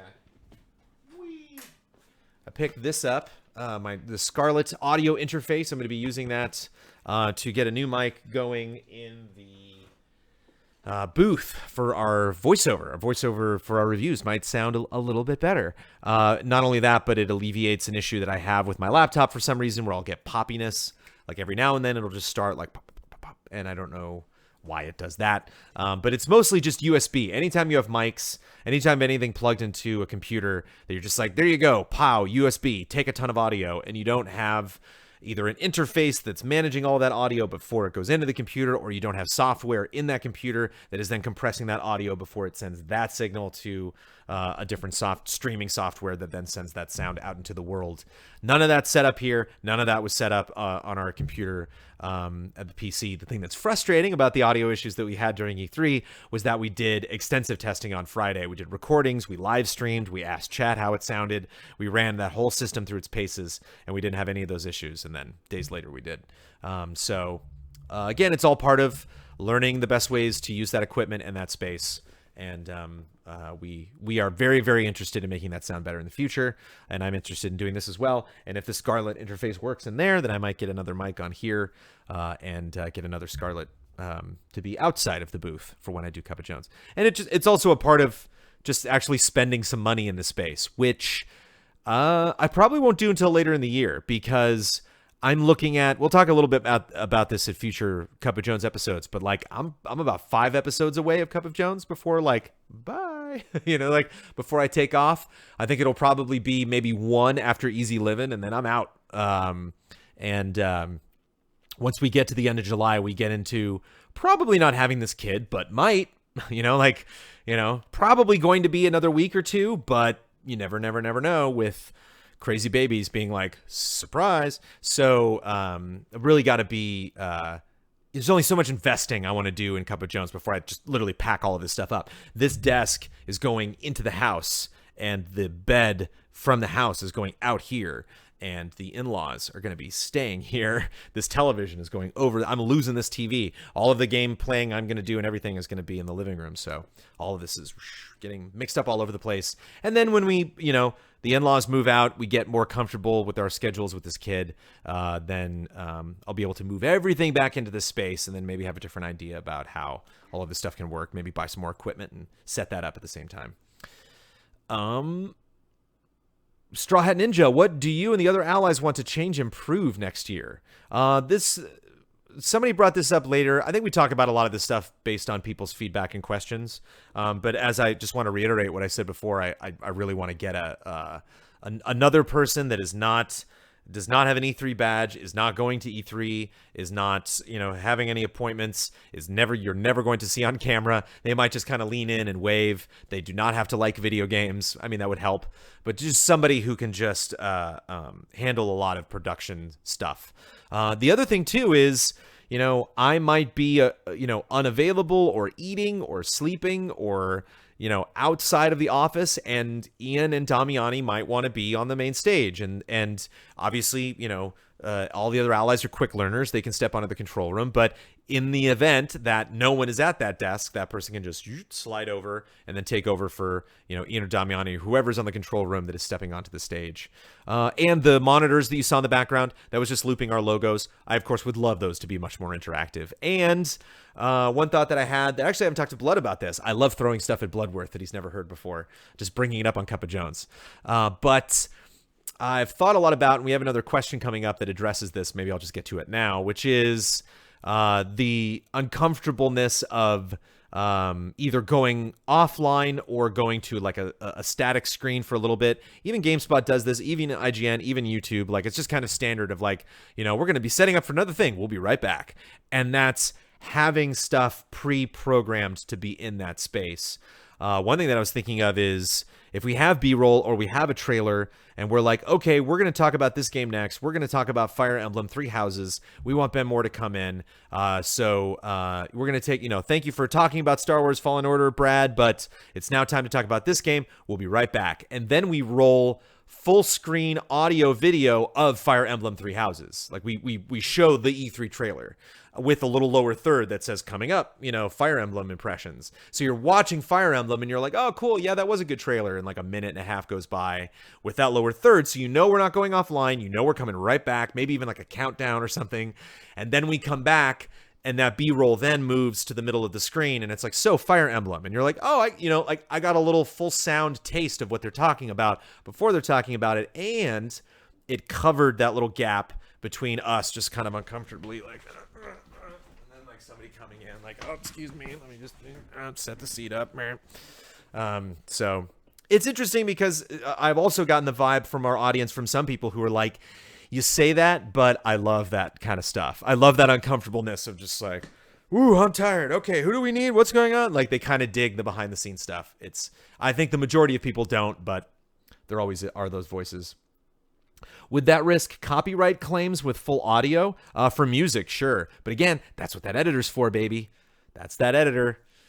Packaging those things together, making a little folder of all the cut-ins. Basically knowing, like, I know what we're going to cover 3 hours from now, and I got your B-roll ready to go. Kerbu, any insight into why the streaming space wasn't really utilized after the conferences were over? I talked about this a little bit. We were just napping in there. Honestly, we were resting, listening to listening to the studio, chiming in if necessary, but mostly just like gong. Ian even suggested multiple times that people use it when multiple folk wanted to chime in on impressions. No huge issue, but it seemed like a milestone made for E3 that went underutilized is all. You're not wrong. I think there's a difference between... and I think this will be true for the future of Easy Allies, in that every time we adopt new tech, there's the does this tech work phase of our coverage, and then there's are we utilizing this tech in the best way possible? And I think that's something that we'll get better at as we do future events, and something that we'll definitely be talking about leading into E3 2020 in terms of how to best utilize that room. I mean, even stuff like there were parts where there's only one person in there, and it's just like, it sucks that the camera's so wide, and it's just Brad, like, and like, it's just, you can see the couch in the back, you can see the Devil May Cry sign, and it's like, yeah, you don't need to, you should really be able to zoom in on Brad, but no one was in there to move the camera. Warren Blythe, does each EZA press conference pre-show stream have to include leaks and rumors? I don't see how that contributes to the experience. I know a lot of people love that stuff, but I loathe it and try to avoid it. I think it's a lot more interesting to hear what the Allies hope will happen, or what they've deduced from long silent studios, or time passed since last official announcements for a game. That feels like good reporting and doesn't guarantee ruining part of the show. Like, the Elden Ring teaser was so much bigger and more meaty than the Sekiro teaser, but I had near zero excitement during it because I'd heard about the leak. What about putting up a graphic for leaks and rumor sections so they're easier to skip, or holding on to them and only discussing them when they're disproven, or only after the show is over? Posting this here because of something you said a while back about leaks being a tragedy that ruins the work of hundreds of marketing and ad employees. That really struck me. The whole point of a press conference seems to be tune in and enjoy our ads, so it's weird to suck that energy and pacing out of the event by sharing leaks. I don't think it's important to ruin something just because other outlets are ruining it. Yeah, I think the solution that I would be most willing to adopt, and again, this is just me talking about this because I'm sure all the other allies are going to have different opinions about it. What Ben Moore thinks about what leaks is not what Michael Damiani thinks about leaks, I assure you.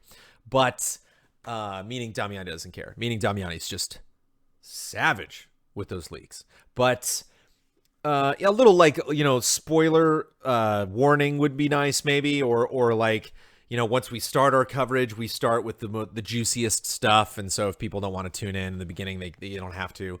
Labeling it in a creative way, I think, right? If we pretended we didn't know in the pre-show, people would wonder why we didn't have a big reaction. Yeah, that's a good point, Blood. But yeah, I think labeling it would be prudent for people like, you, Warren, that wants to avoid it. The issue is, I think mainly kind of what Blood hinted at is that we know.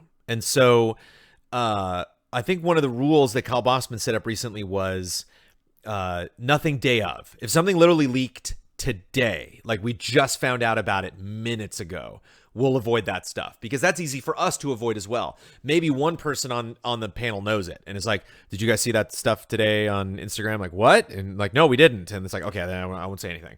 So then you have that one person that when the reaction happens, they're like, I knew that, which sucks. That unfortunately got spoiled for me. But then there's other things like Elden Ring, because if you missed that, kudos. But I mean, that was, in my position, nearly impossible to avoid. First Gurm brought it up, and then everyone was talking about what that could potentially be, and then they found out about the name, and even when we were all kind of being cagey around each other, like we're not really going to say anything. It's just Elden Ring just naturally came up in the conversation. So like we all knew. It seemed like almost impossible to avoid. So there is a fine line between those things. Like there are some things that's like, we found out about this 5 days ago. It just seems silly not to talk about it now.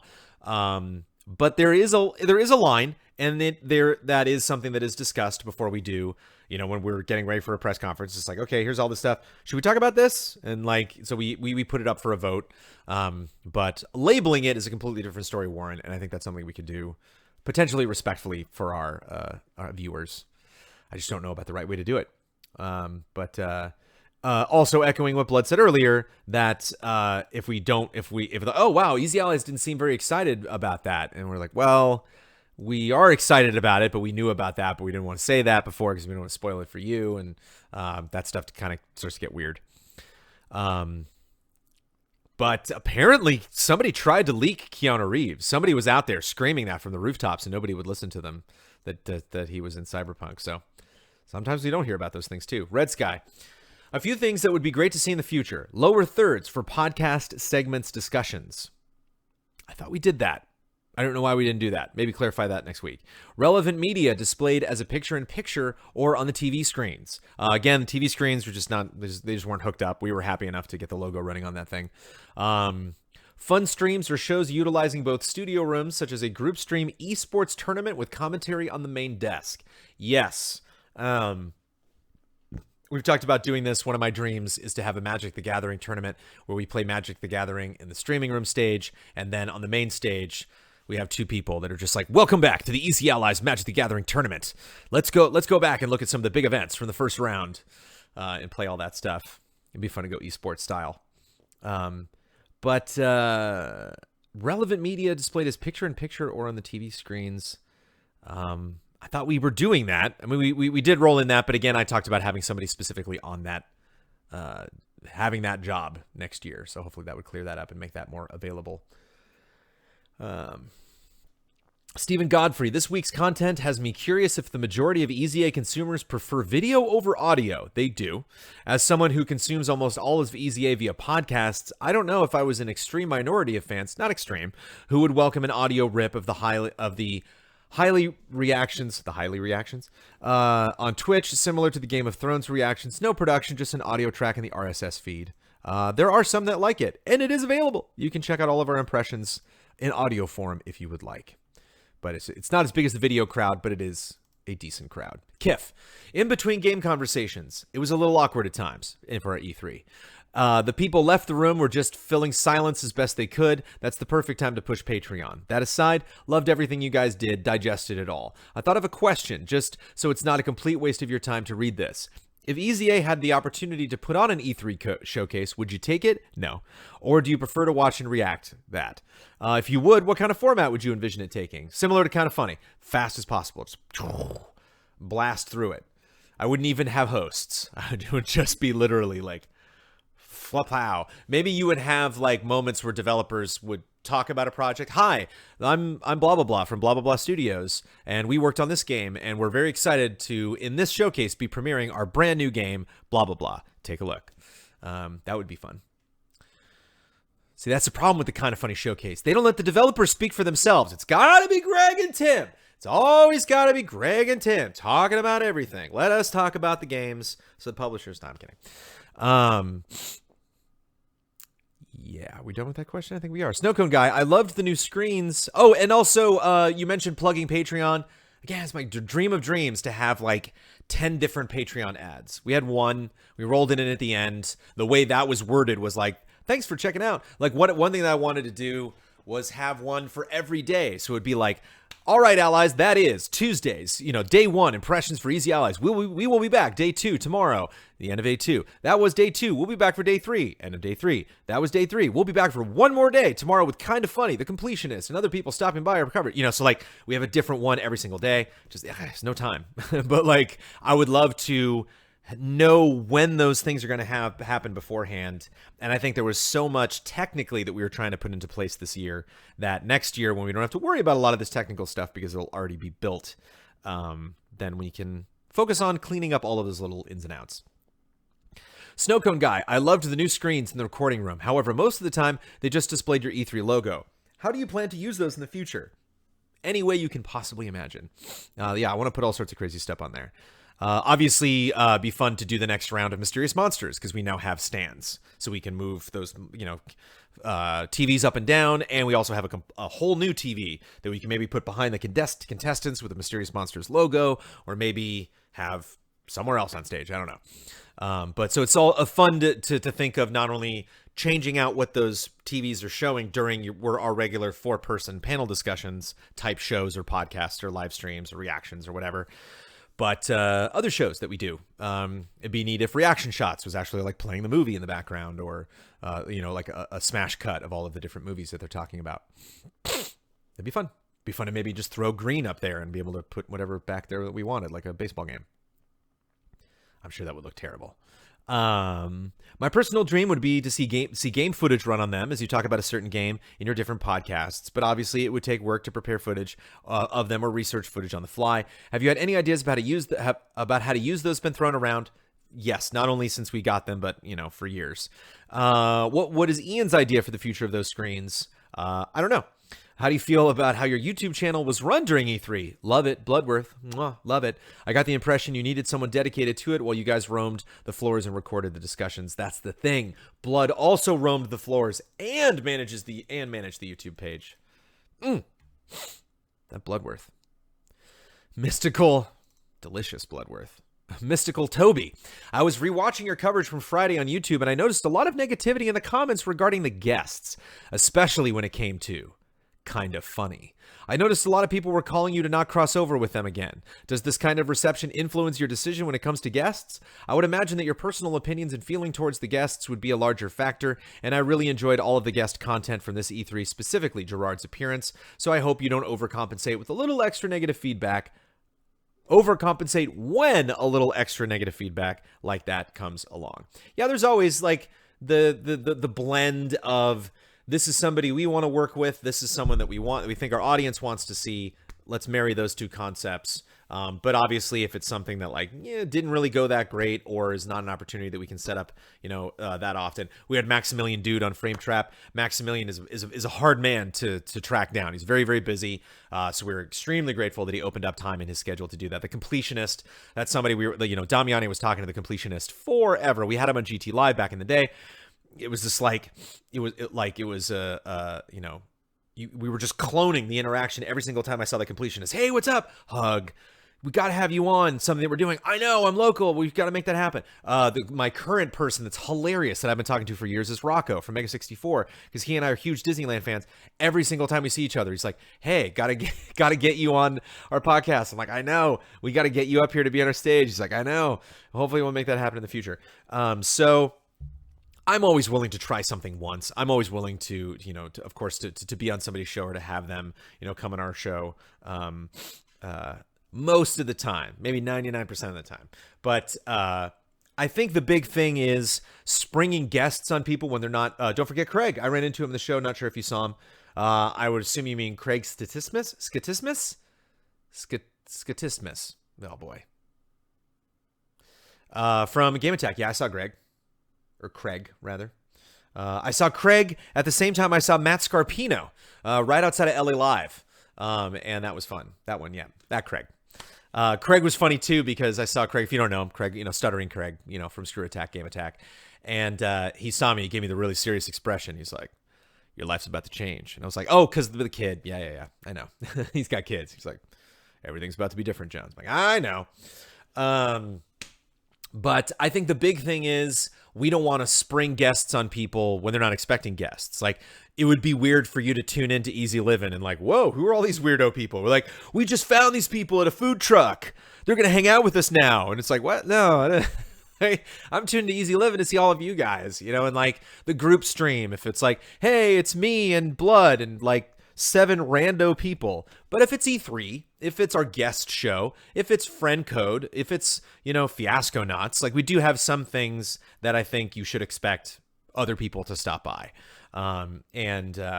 But every time we do that, and we are going to be doing a lot more of that, it's an interesting test to see not only how our community reacts to specific people, but how they react to the whole idea of having guests just in general, and how much they're willing, I guess, to invite new people into our studio space. Maybe building up to, drum roll please, dare I say, having people on that stage that aren't any of us.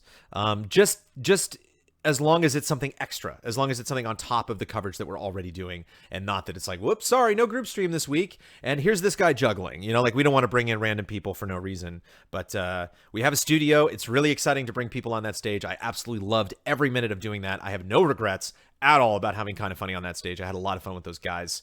It was really interesting to get their energy in there and to spend some time with them. I went out to lunch with Greg, and I'm telling you, it might have been the first time that he and I have hung out. Like every time I see him, it's always work. We're always like, oh yeah, we hang out, but we're at an event, and granted, we were working technically, but and he paid. Thanks, Greg.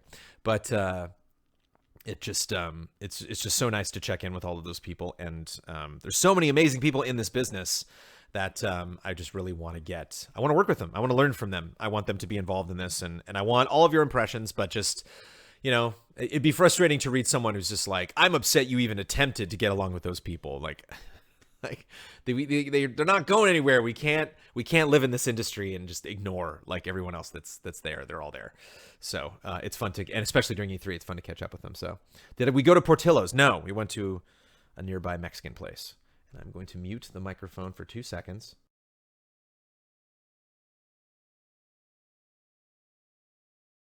I'm back. Only a couple more business questions.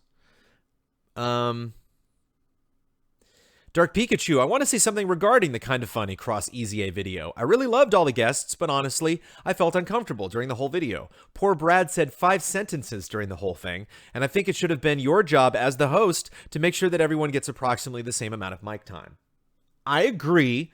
It's also hard to be like, hey, Brad, talk.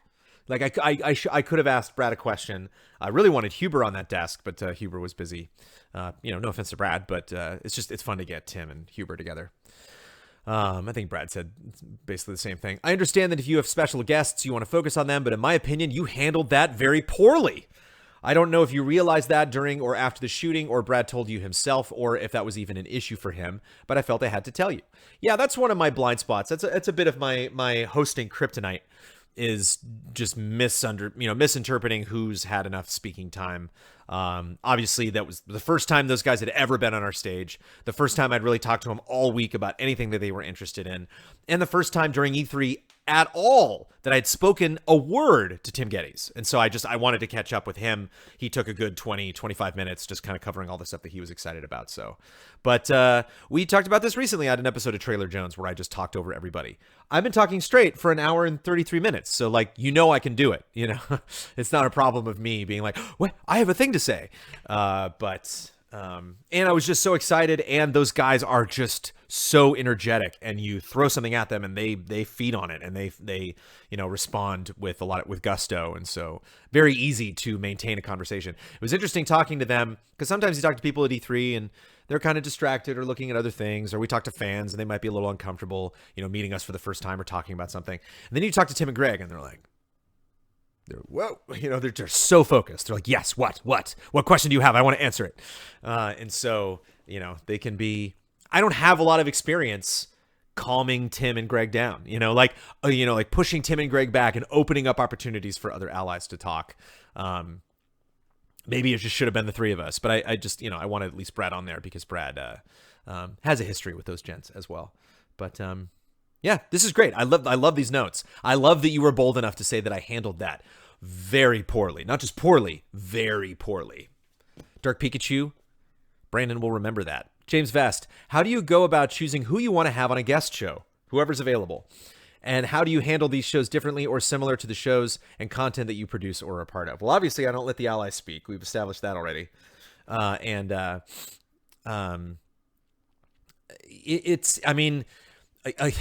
jokingly said availability, but I mean, a lot of times we're reaching out to these people,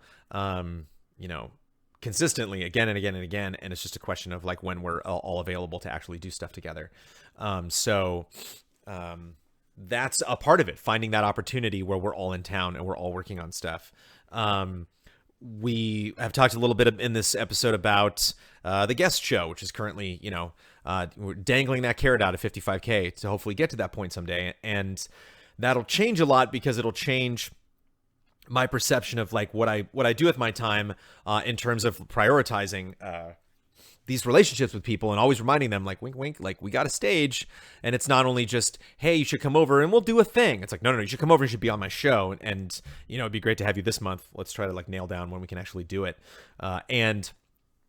It'll be interesting to not only just have huge guests. I would love to have people on that guest show where people who is it? I don't know this person. Who is this? And it's like, well, this person is announcing a fun game today, or this is somebody who, maybe just like a student, that is studying game design at a local college, or it'd be interesting to not necessarily feel the need to have that be big blockbuster Tonight Show level, big name guests. So yeah, there could be all sorts of, billions of different ways that we could pick the right person to be on the stage. But of course, not Kind of Funny. We're never having Kind of Funny back, ever. G the Finger, congrats on your second video breaking 1 million views, and in just over a week. Easy Allies has seen a significant increase in attention in the past week, but do you think you've done enough to weaponize that interest to patrons? Yes. I do. Again, just production value wise, there's a lot we could do with video to really streamline it. It was fun finishing our E3 coverage and then hanging out with my dad yesterday for Father's Day, my first, by the way, and watching the U.S. Open and being like, oh, yeah, sports coverage, and just seeing all the lower thirds coming in and the scores and the graphics and switching to close-ups and other camera angles and stuff. And it's fun to think about behind the scenes when you watch sports coverage. Views are nice, subscribers are great, but patrons are the clearest line between eyeballs on your videos and money in your pocket. Are you happy with your conversions from views to patrons? And if not, what do you think you can improve for next E3? Obviously, finding all those little holes of where we could just do, drop a little patron announcement. Potentially one day having more than one patron video that we would run, a quick 30 seconds, like, we'll be right back. But while we're hanging around, maybe that would be a good time to check out patreon.com/easyallies. We don't want to overdo it, because I think the main thing is not necessarily like you need to give us money, but you should just be aware that's how we function. Because it was interesting being on GameSpot and watching chat go by and seeing a lot of people being like, who's this guy? You're like, Easy Allies, who's that? And then somebody would reply like, oh, they make a lot of money on Patreon. Now that person's that doesn't sound like a patron. That sounds like someone, but that's someone who is aware, and like they might not have been to patreon.com/Easy Allies, but they know that we make bank. They know that we exist on Patreon. They know that we're crowdfunded. They know that's kind of the vibe around Easy Allies. You can kind of read into the title. You can read into our personalities and be like, got it. Like they have a strong community. They're, maybe a little bit on the positive side of things in terms of like the general tone of gaming discourse. And, that's not necessarily for me. I like Angry Joe. I like Giant Bomb. I like, PewDiePie. I like, whoever. I like Dr. Disrespect. I like to watch something else, but I at least know that they exist and I know how they operate and I know about them. And so I feel that we got that message across. I think it can be asking a lot sometimes to, for people to fork over cash right in the middle of E3, because we're doing such great coverage and we're doing it for free. And so it's like, why do I need to give these people money? Because I'll just show up again next year and watch their E3 stuff. So there you go. Poor Dr. Disrespect. Come on now.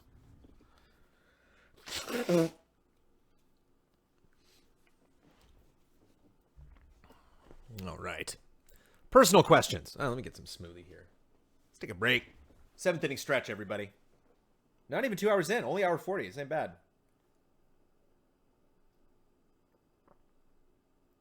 Two E3 episodes of Cup of Jones. E3 posts, at least. And only 7 pages of questions today, so.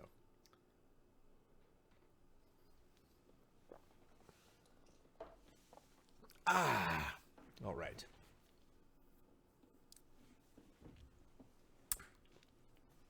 Personal questions. Morgan Mohala, what would you change about our current American culture?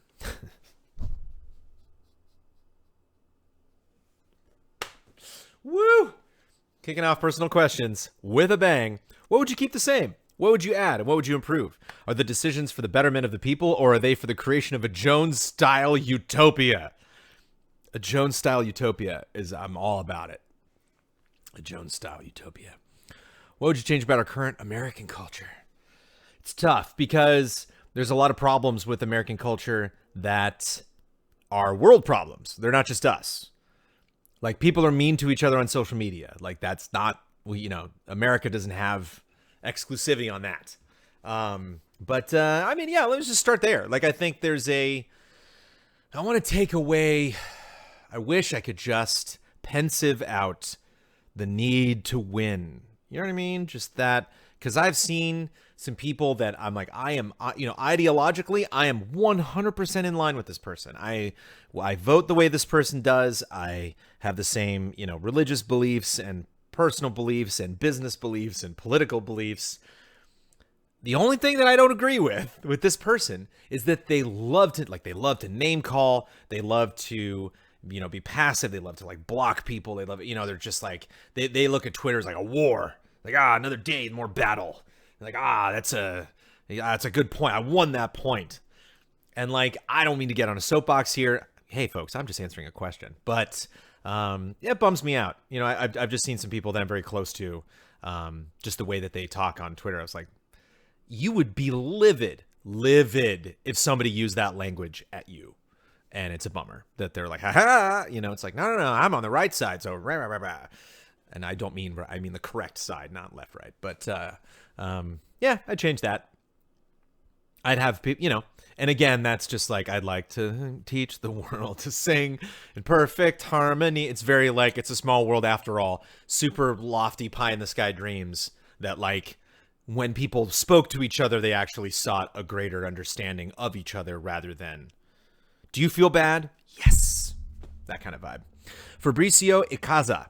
Regarding meditation, I too used to struggle with clearing my head when starting to meditate due to managing a great number of people and events. A method that works for me now is to go to the complete opposite and actually allow the thought to come into your mind and find an overall and fast resolution to deal with it and put a quick visual check mark on it and then move on to the next thought. This helped me clear my head a lot faster, and when any thought or idea came back, I remember the check mark and push it along. Give it a try.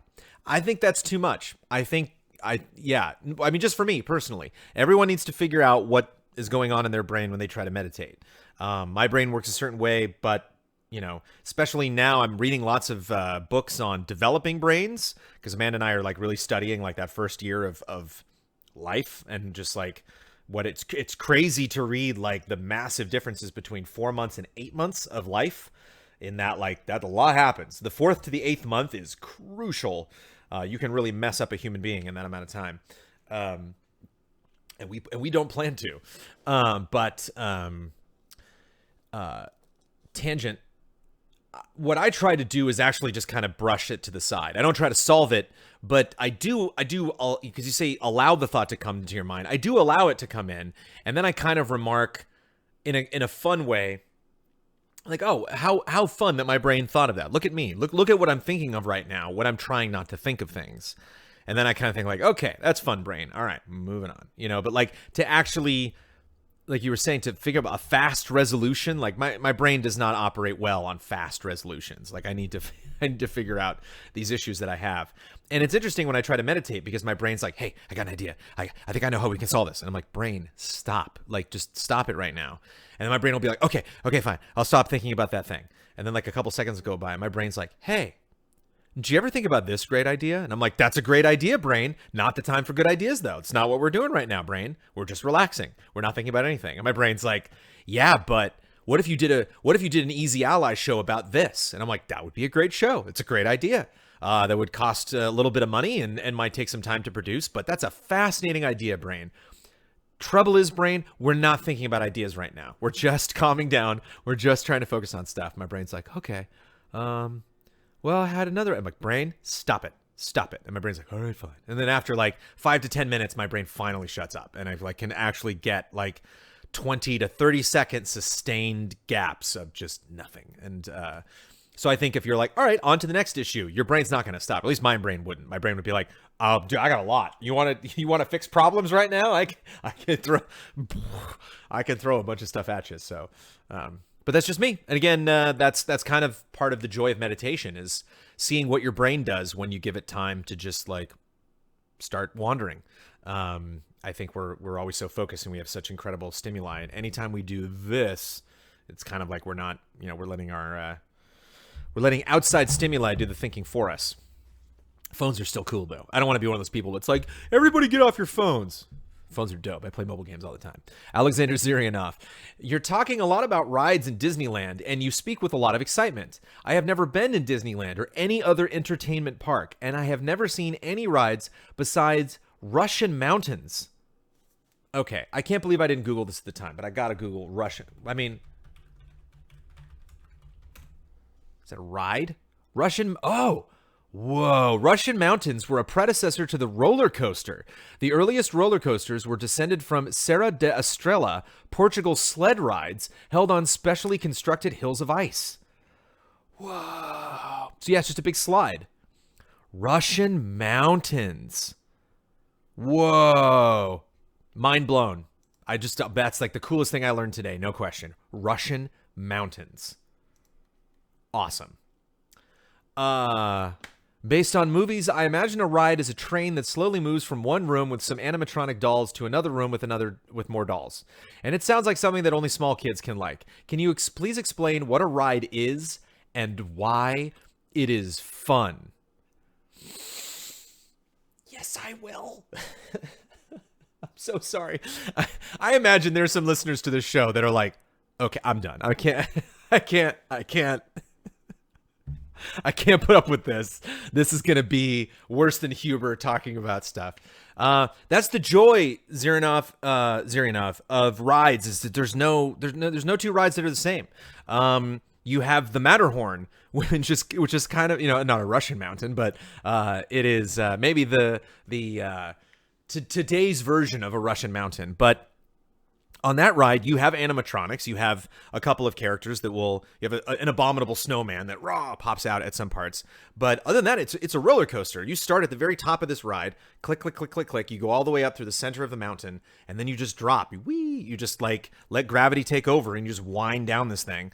So on roller coasters, it's a lot of you want those G's. You want that moment of you want the two moments. One where you're barreling into a turn so fast that you're kind of stuck to the ride. You slide over to the farthest point outside of the ride, and you're like, whoa, like I am barely hanging on. Because how often you can feel a little bit of it when you're driving. When you like, oh, I got to get through that light real quick. And you take a turn and you feel like, oh, hey, if I turned a little bit faster, my car would flip. I would flip this car over. And there's that double-edged sword of like, I want to balance it. You can maybe feel it in games too when you're on a bike or you get to a car up on two wheels and try to whoa. And so it's that intensity that roller coasters just smush you right into. And of course there's the drop. The drop is also great. There's also when you do this guy and you get a little weightlessness. So you'll just kind of be flying through the air basically because the ride has kind of pushed your momentum forward, but then hasn't really gone up down or anything. It's just like, whoop, we're just here for a second. And that is also really fun. But that is a roller coaster. Then you have something like the new Harry Potter ride that is in Florida and in Hollywood. And that is all sorts of stuff going on. So this is practical effects. You actually have effects happening in front of me. You have spiders and dementors and dragons and stuff like that are animating in front of me in ways that suggest that they're actually real. Some kind of vistas and environments are recreated from Hogwarts, and I'm going around and seeing. And then they also will go full Star Tour style, where you actually go into a dome that will project something in a way to make it look like you're flying. So the ride is moving to simulate wow, I'm actually following behind Harry Potter. And as I will talk about a little bit more potentially at the end of the episode, depending on how long it is, I went to Star Wars Land and I played I rode the new Smuggler's Run ride. And in that, I'm actually sitting in the Millennium Falcon, and they have this domed thing. They also have it in Soarin' Over California, which is now called Soarin' Over the World. And so you can see the glass of the Falcon, but outside of that, I can see the screen. So it looks like I'm actually flying through space and going on all these crazy adventures. Then you have something like the Indiana Jones ride, which is on a track, but the car that I'm on is moving independent of that track.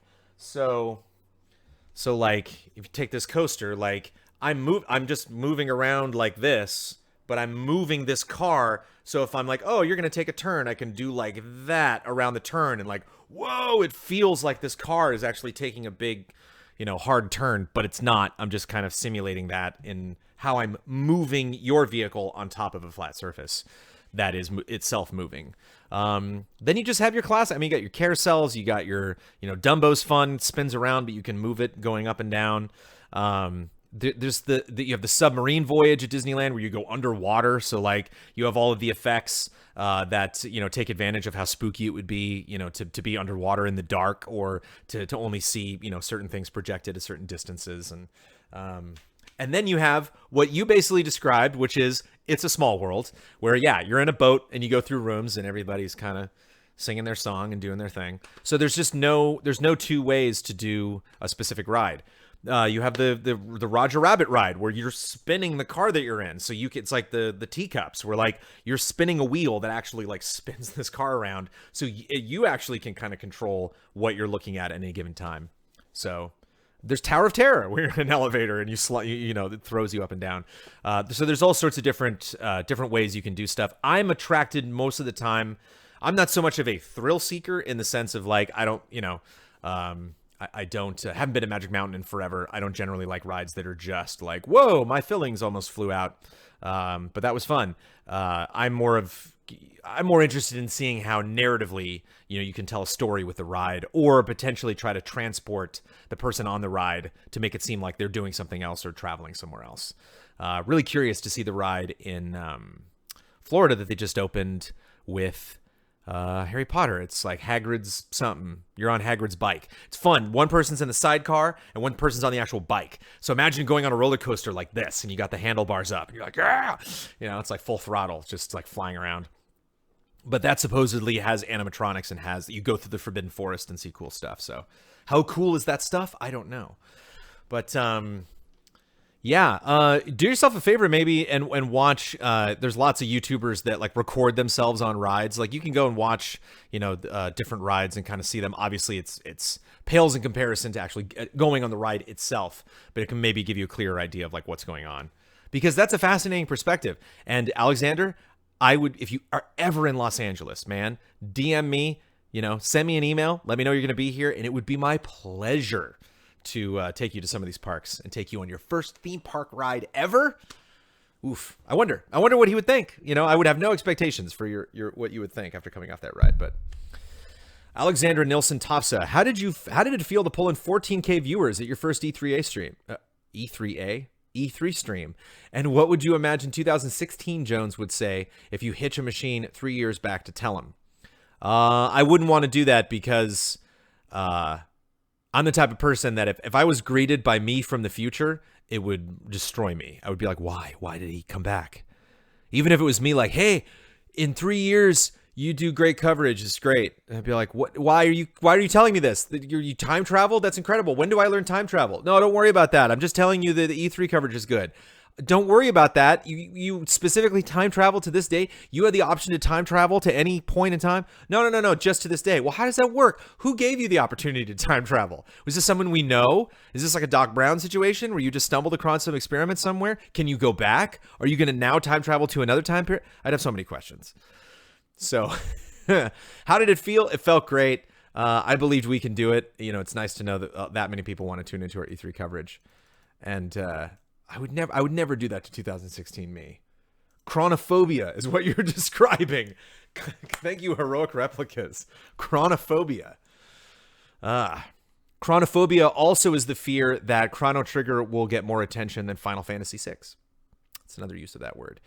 Nave, if Chrono Trigger gets a full Final Fantasy VII remake treatment, I'll be upset. You're like, come on. It's one of the greats, though. At least it's one of the greats. Nave, I strongly relate to the comment you made regarding the future of our planet and share many of your concerns about how issues related to climate change will negatively affect our lives and especially those of future generations. With that in mind, and considering how we know now that animal agriculture is responsible for causing one of the worst environmental calamities we are currently facing as a species, for example, it is responsible for more greenhouse gas emissions than the entire global transportation system combined and for up to 90% of rainforest deforestation. It's also responsible for things like topsoil erosion, land desertification, ocean dead zones, etc., and how we do not need to eat animals or animal products to be strong or healthy. The American Dietetic Association and the British Dietetic Association, the largest bodies of nutrition and diet professionals in those countries, have both stated that a plant-based diet is nutritionally adequate and safe for all stages of life. Look at my breakfast, baby. It's just berries and Soylent. I love it. My question is, again, we're dealing with some deep topics and personal questions today. Are you, or perhaps any of the other allies, vegetarians/vegans? To my knowledge, we are not. Ian is allergic to a lot of foods, and so he will dial back a lot of the stuff that he is eating, but he still loves the chicken. or simply considering reducing the amount of animal products, we're talking meat, boy, you consume, in order to try and reduce the negative ecological and environmental footprint each one of us creates? I'd like to stress that there is zero judgment aimed with this question. I know that it might be a sensitive topic, but a very important one nonetheless. Since you are clearly very concerned and passionate about this issue, I thought it could lead to an interesting and hopefully a fruitful discussion. Yeah, I wouldn't ask the other allies like to go vegan or vegetarian. I'm not quite there yet. I feel bad. You know, being vegetarian would be nice, but that, man, the other day I got Shake Shack. And then it's so good. It's so good. It's just burgers that those burgers are good. But if I woke up tomorrow and every single fast food restaurant was like, nope, no more burgers. We're not killing any more cows. And every like fancy restaurant was like, not going to do it. No more meat for anybody. I'd be like, cool. I'd be fine. I'd be like, you know, that's sure. I'll miss burgers, but we have like Impossible Burgers now. We have Impossible Tacos. We have, you know, all sorts of fun things that we're doing imitating meat products. And I have, again, I would not quote directly the American or the British Dietetic Association, but I am very familiar with the fact that we do not at all need meat at all. We just don't need it. Like, I know some people have dietary concerns. Some people actually, you know, again, not quoting anything specifically, but like, I have heard and can imagine that there are some people that, you know, have problems with plant products because there are people who are allergic to all sorts of crazy stuff. So I don't think we could ever get to a position where like we're a completely meat-free society. But I know most of us can do it, and I know that there'd be a little crying and wailing, but like we get over it. And it's interesting because you see it a lot when people will try to create a sustainable living environment in very tricky climates. So like in the middle of Africa and like, you know, just like war-torn countries or countries that just don't have a lot of, income, don't have a lot of, you know, products coming into the country. And so they'll set up very cheap gardening, farming options. And in trying to develop this tech, these people have realized like, man, if we were all doing this, like, and that's the thing is like, I get that it's near impossible to turn this country, this world off of meat. But it is also frustrating at the same time to realize that if we did, and, you know, a lot of these very just kind of bare, if we all just had a garden in our backyard and that was our food, you know, like we didn't have to have stores anymore. We could, you know, for people that do have backyards, I know people in apartments are like, what do I do? But that if we had an entirely plant-based lifestyle, we would save so much money, obviously stop, you know, murdering animals at just a pretty insane rate when you think of just kind of like the grand commercial industrial complex. This is very non-brand manager thing of me to say that just like cow, slit throat. It's a bummer. Burgers are actually are delicious though. It's very sad.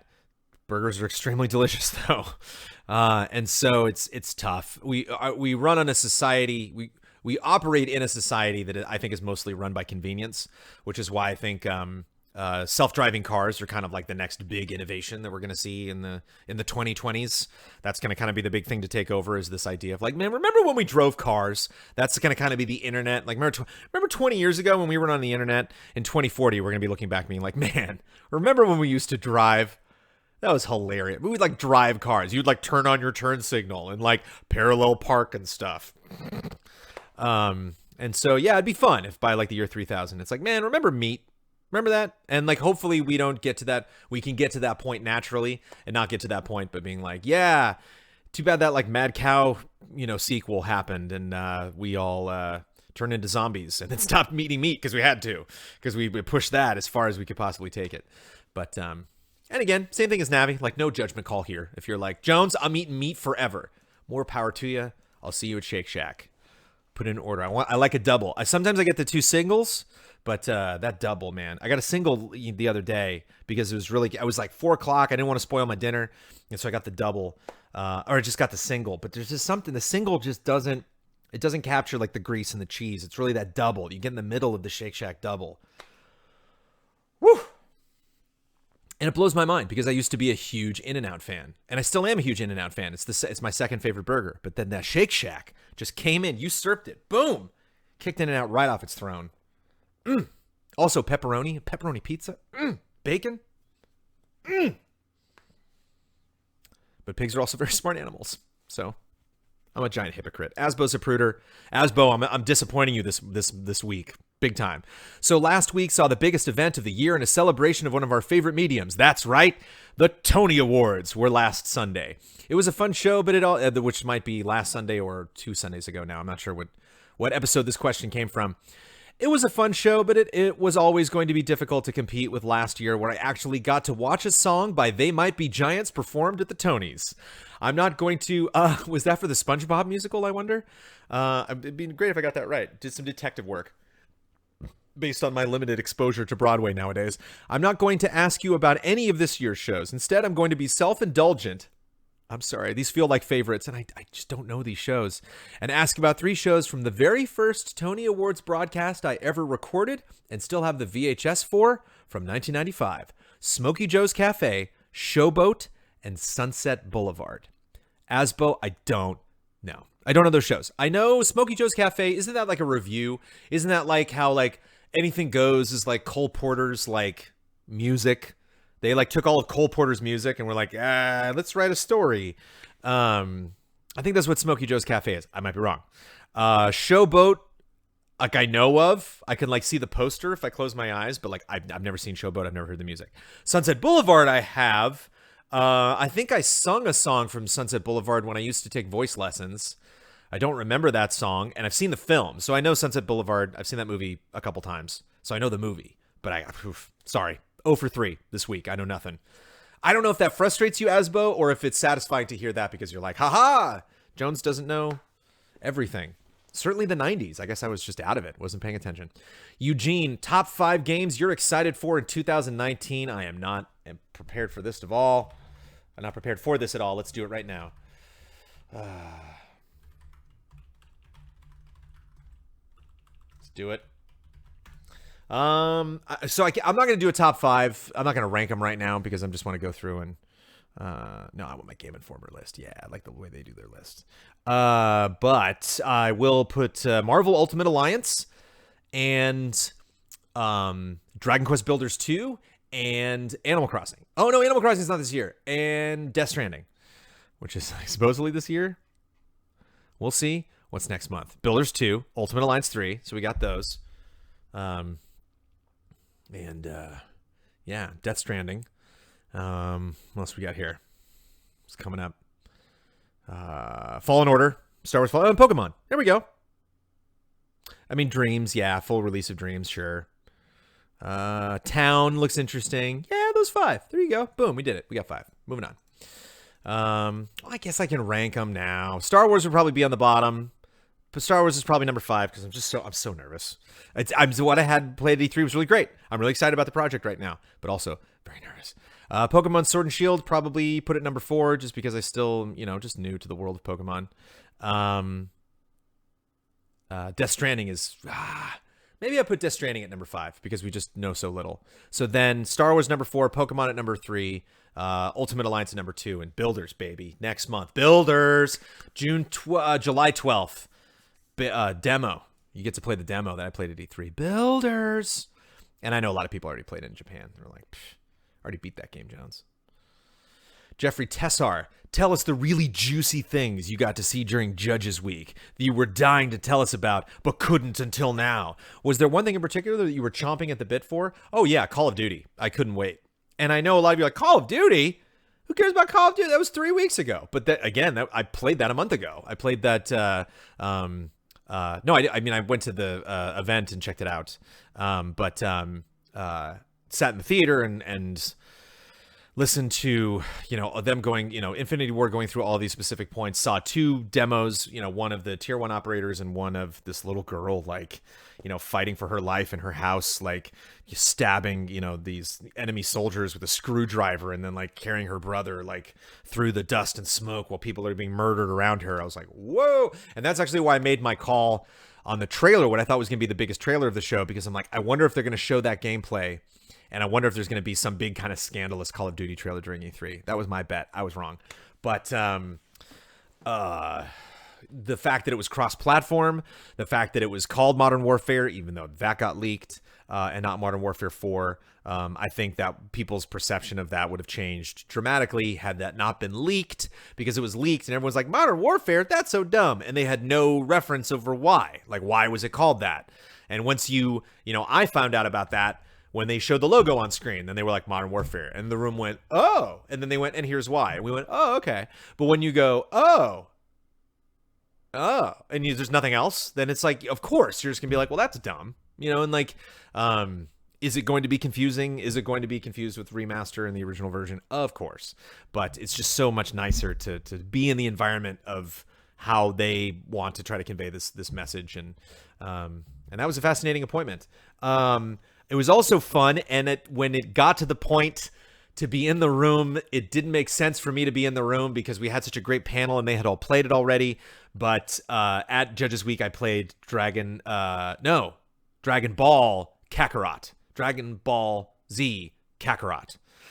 And which was still called Project Z. It was not called Kakarot at Judges Week. They held that one. But it was fun to come back from Judges Week, and they were like, what'd you play? And I'm like, played Project Z. And they're like, oh, don't say anything, Jones. Don't say anything. Like, we'll talk about it at E3. I was like, okay. But I played it and checked it out. It was fun. And flew around and fought some people and did the big fight at the end with Piccolo and had a grand old time. But pretty decent, says Taco. Agreed. Pretty decent. And the other thing, too, is once you get to the show and it's like on the show floor, it's like, okay, well, my opinions of this game are not that, valuable right now, especially, again, if we have like Brad and Huber and Ben and the right people on Damiani. Like, yes, the four of you should talk about this game and not me. But it's fun, kind of like throwing Total War Three Kingdoms at Ben last year for Noodles and Broth. It's fun to have to selfishly get those opportunities at Judges Week to maybe play things that are outside of my comfort zone. Psychonauts 2 was another fun one that we got to check out at Judges Week. I got to see that demo, a while back, and it was neat. It's like, ooh.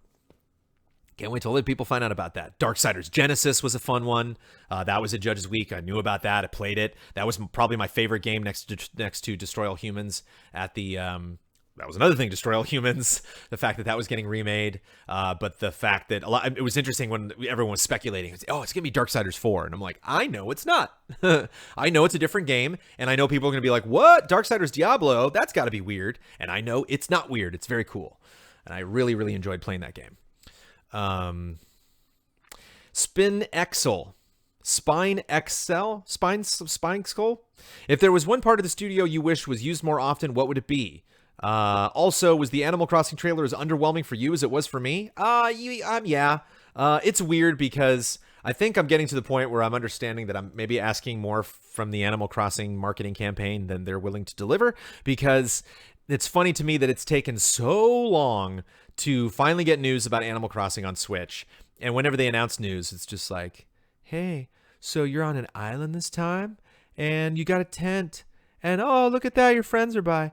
Animal Crossing New Horizons, see you in 2020. And I'm like, just hype it up, let's talk about it. And then you get into Treehouse and they'll, oh, okay, this is really great. You can move stuff half blocks and you can, you're starting from the ground up. You can move your tent. You can put your house anywhere on the island that you want to. That's great. And you can craft stuff. This is great. I'm loving all of this. Why does Smash Brothers get... I mean, I know why Smash Brothers gets 15 minutes of coverage and Animal Crossing gets 3 in a Nintendo Direct, because it just sells more. It's a bigger game. But it's just funny that every time Animal Crossing shows up, it's like, I don't know, is anybody excited for this game? Who? Oh, that guy in the back is excited. Hi, guy, what's up? You want Animal Crossing? Cool. Let's meet after the show and we'll talk about it. Sorry to waste your time, everybody. Let's get back to Smash Brothers. So, am I pumped for Animal Crossing? Yes. Do I think New Horizons looks great? I'm stoked. Are we going to get a Direct focused on Animal Crossing? Maybe. I hope so. It seems logical. Fingers crossed. Do I think that trailer sucked? Yeah, it was terrible. But will I be talking about that trailer or mentioning during tomorrow's episode of Trailer Jones? I will not. What's one part of the studio that you wished was used more often? I don't know. I don't know. Yeah, the sink to wash dishes, I guess. I don't know. I really don't have. Yeah. It's not like the mindset that I get within the studio where it's just like, There's a vacuum cleaner. Maybe I wish that space where the vacuum cleaner lives, I wish it was taken out of that spot and used more often. Space Dom. I've made a few video submissions to the community showcase over the last year or so, and they've always been a blast to put together. I've decided that editing videos like those is the kind of thing I would love to do as a job. It would be wonderful to create a video game content similar to what the Allies do, but I'm also very interested in creating marketing material for games and other media. What advice would you give for someone who wants to get to work making content like trailers, spots, etc.? P.S. I'm the same guy as Space Channel Dom. I changed the handle for boring reasons. Dom, the problem is we want to know those reasons. Like, you haven't told us those reasons now, and now I can't. I'm going to lose sleep tonight because I'm going to be wondering, why was the channel taken out of Space Channel Dom? Dom, I love your videos.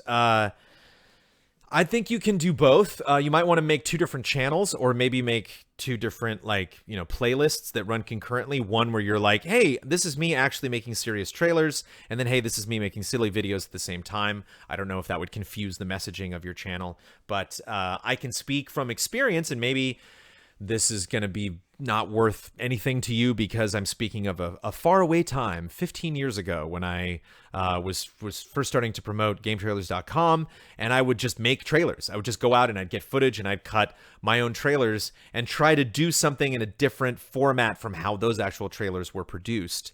You don't want to do something too parody. You don't want to do something that's making fun of the product. But because I started doing those things, some companies started to reach out to me because they were like, did you, huh? Like, what? This trailer came out. Was that you? And like, yeah, I just made that for the channel. Like, oh, okay. And just like, oh, that was neat. And like, hi, I'm from the Trailer House, or hi, I'm from this production company. And, started to make early contacts, and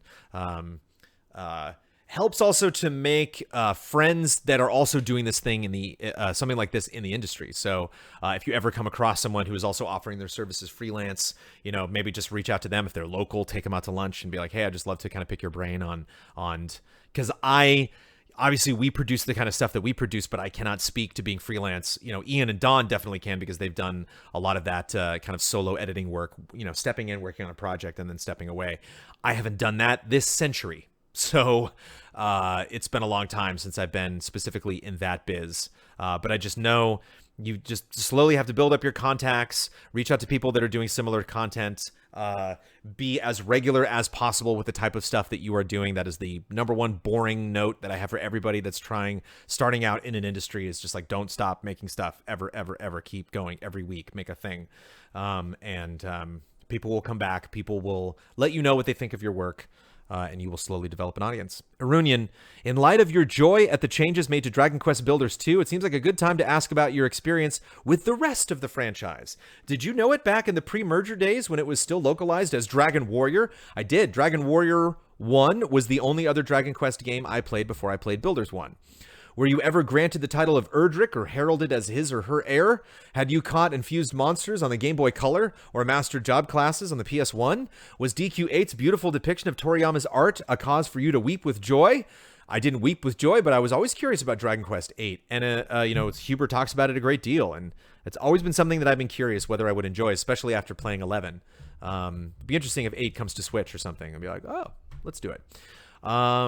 Did you watch with delight as the previously Japan-exclusive games were slowly brought over? Were you frustrated by the company's seemingly eternal will they or won't they relationship with localizing the year since? Have you stuck your toe in the mobile ports of the older games? No.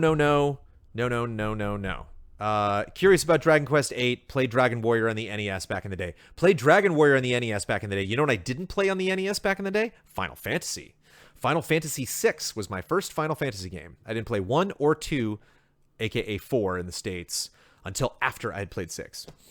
Have you or were Builders and 11 a fairly fresh step into an unknown world for you? Inquiring minds must know. There you go. There's my history of Dragon Quest. And obviously working at Game Trailers with other people, their excitement around Dragon Quest fueled my own curiosities. Jason Wallstrom, my question has to do with your recent visit to Star Wars Galaxy's Edge. Did you build your own lightsaber? I did not. If so, what was that like? I don't know. I didn't build one. I am, number one, trying to save money. And number two, I don't consider myself a Jedi. I've never really been like a Jedi type. I don't have robes. I've never tried to use, well, that's a lie. I've tried to use the Force, but I've never dreamed of being a Jedi. I've never thought of like, man, if that was real, I would totally do that. I would totally be a Padawan. I would learn the Force. I'm more the smuggler's type. I'm more brand manager. I'm more the, the consider myself or imagine myself, fantasize myself as being the roguish Han Solo blaster at the side, Wookiee companion flying through the galaxy in a hunk of junk, doing jobs for people. Maybe being the hero sometimes, but definitely more of a Lando, Han, Boba Fett vibe. And so yeah, if they sold jetpacks, I'd be all over that. If we could customize our own blaster, I would walk into that store immediately. I did go into the store that sold the lightsabers, and that store was very cool. And I will talk about that store a little bit more down the road. But I didn't build a lightsaber, but they look neat. Kerbu, if you somehow make time for the Treehouse segment of Animal Crossing, I did. I hope we get to hear your impressions of what's changed. My biggest takeaway is that New Horizons is really big on expanding methods of progression, both big and small. Crafting and Nook miles, basically achievements, are straightforward, but Nook's larger role appears to control how your island develops in a multitude of ways, from facilities and NPCs to what specific villagers are attracted to your island. Yeah, my big question is that island it? Because it's a little weird to have this tropical location and then then you're done. That's it. I'm curious if, just more stuff keeps getting added to that island, or, the 3DS, there was another island we could go to. I'm curious if there's other places we can travel to, if there's ways that we can expand kind of the size of that island. Hard to get a sense of how big that island was. It'd be a bummer if the Switch version looks better, but the world is smaller. I was a little disappointed that we weren't able to move the camera back a little bit. That's something that I would just love. Please let me really zoom it back so I can see everything that's going on. It seems to me like something that the Switch could do and wouldn't have a problem doing, but it's weird to play something like Breath of the Wild and then play the Switch, see the Switch version of Animal Crossing. Just oh no, that's as far as we can pull that camera back. But I love everything I'm seeing. I really do. I don't think there's anything that they are talking about in that game that I'm not a big fan of. I just want to know more, and I want to play it.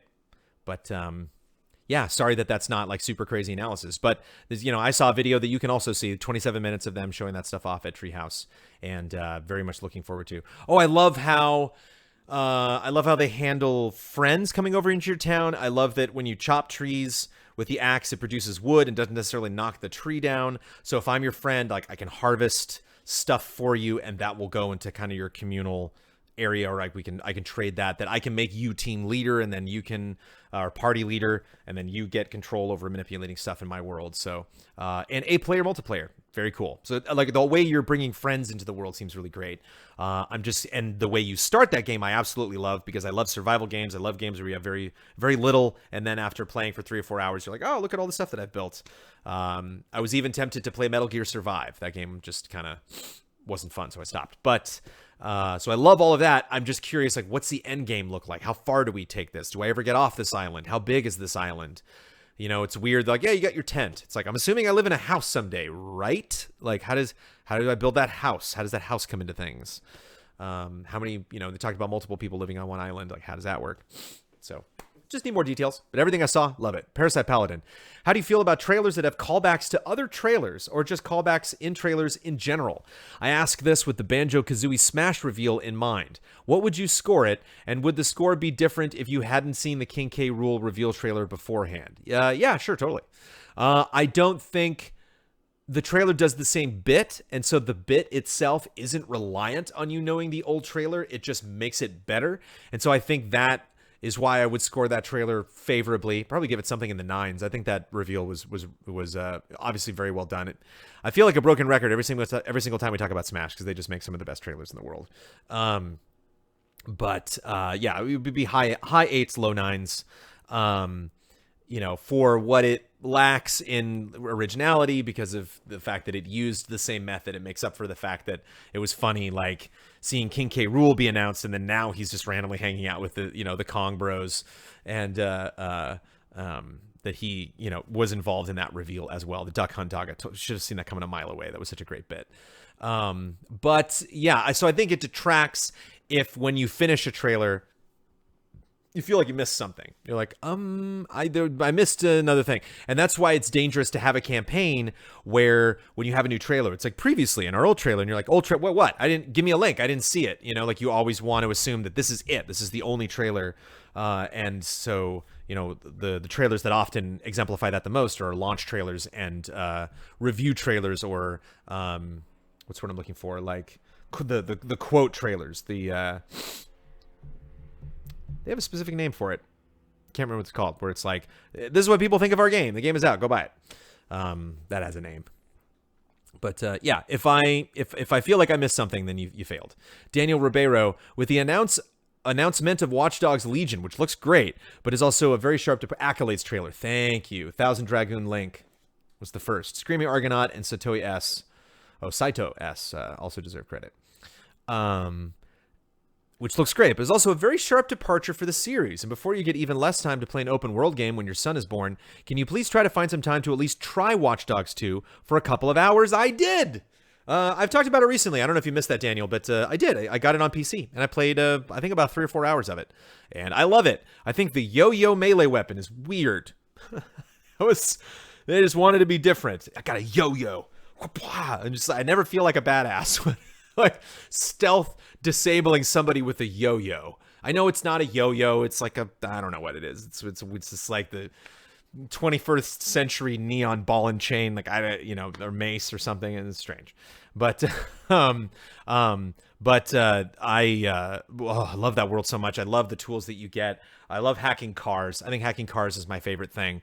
You just hack a car and you just drive it onto the street, or like bump it up against the car in front of it and the car alarm goes off and everyone's like, what's going on? Like I do that for hours. So I'm really looking. So judging by the curiosity that I had when I saw the first Watch Dogs, and then how much fun Watch Dogs 2 looked, and then now having played Watch Dogs 2 for a little bit, and then now having seen Legion, my hype level for the Watch Dogs franchise is at maximum. So yo-yo weapons are not exactly new to games. I know, but they're usually in fun games like Goonies 2. Like, not fun games, but like playful games. It's weird to see this it's weird to see a yo-yo as like a badass. Dude, don't you mess with me and my yo-yo. So yeah, I play Watch Dogs 2. It's great. We also have a scoop of Troop that Amanda was not here for. This is mostly for Amanda, but maybe you know the answer. Also, Daniel Ribeiro. Has Amanda played Rime? No. Journey? Yes. And/or What Remains of Edith Finch? No. These are all relaxing games, with maybe an exception, some scenarios in What Remains of Edith Finch, though it has a very beautiful mother and baby dynamic with a brilliant and very heartwarming ending, as well as showing how powerful and important a family's legacy is and how it connects through the generations. If she hasn't, could you please pass this along to her? I think she would dig Rime. I forget about Rime whenever she asks if there's games that she hasn't played. I wonder if there's like a good discount on Rime now in the Switch store. But Edith Finch is definitely a game that she should play. I have it on my PS4. I can bring it into the house and she can check it out. Link's Awakening is one that, like, I'm so excited for her to check that out because she's a big Link fan and big Zelda fan, of course. And she never played Link's Awakening, and she's always asking for new Zelda games. It's like, well, here you go. We got to wait for Breath of the Wild. But in the meantime, check out, this Zelda game that I have never played and she has never played. Rime is on Games Pass, at least on PC if you didn't know. Sweet. Cool. She can check that out on Xbox or maybe on my PC. Takeaways. Add t-shirt sizes to the fan mail info on the website, the Patreon weekly recap post. Consider doing that, and consider putting borders around the various windows during live streams, which may or may not change depending on how often we expect to keep those cameras up. Rime on Switch is a little framey. Good to know. I'm a little pooped and I'm hungry to eat some lunch, so I'm gonna wrap up this stream. But I want to mention one last thing, very briefly.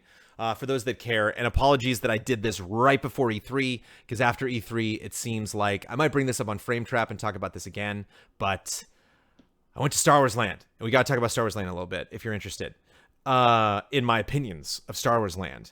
I can give you a really quick review, because I know some people are nervous about spoilers. I don't want to get into the specific details of what happens on the Smuggler's Run ride, but I want to talk to you about easily one of my top 10 Disneyland moments in my life. I had one of the most incredible things happen to me. And as I'm talking to more and more people that have also gone to Star Wars Land, apparently this is not super unique, but it just knocked me on my ass. I was not expecting this. So First fun surprise about Star Wars Land. I also got my Black Spire Outpost shirt that I wore on our Tuesday night coverage at Easy Allies. If you go, you can see me wearing a shirt that says Black Spire Outpost. That is an exclusive shirt. I unfortunately got the medium size, which is too small. It seemed like it fit me in the store, and then when I wore it at home, it did not. And it made me sad. Because I put on the large. And I was like, I think the large is too big. That's when I got the jacket for Cyberpunk at E3. They were like, you sure you want a large? They run a little big. And I'm like, large. I made this mistake 4 days ago. I'm not doing medium again. We entered Galaxy's Edge. There's 3 entrances to Galaxy's Edge. There's one by Critter. I mean, if you're looking at the map this way, there's one by Critter Country, and then there's 2 over by Frontierland. There's one like right next to the entrance to Fantasyland, and then there's one that's right behind Big Thunder Mountain. And so those 2 are similar, and those 2 go like right into the port, actually. So it's called Star Wars. People call it Star Wars Land. The actual name for the land on the map is Galaxy's Edge. The planet is called Batuu, and the actual specific station that you are in is called the Black Spire Outpost. And they say, till the spire when you buy things at the stores. They're like, thank you very much, till the spire. And you're like, oh, okay. Till the spire to you, too, please. But we entered through Critter Country, and the thing that was cool about that was we're walking by what is going to be the queue line for Rise of the Resistance, which is the ride that has not opened yet. And so it's a lot of trees. So we're like walking down and it's just trees and like little lights. And I'm like, oh, cool. And it's just starting to get dark because we had our appointment from 8 p.m. to midnight. That was our reservation. So the sun's setting, we're just kind of rolling in, and from a distance, I can start to see the outpost. So it's cool, like we had been traveling a long way. Oh, we're almost at the outpost, and like it was neat to see it from a distance. Of course, just massive crowds. Excuse me. And I saw Rey walking around. I did not see anybody. I saw Chewie. I saw Rey and Chewie. Didn't see any shows. I wonder if they don't do those at night. Amanda, if you do not know, was cast and recorded dialogue for Star Wars Land. Could not find her.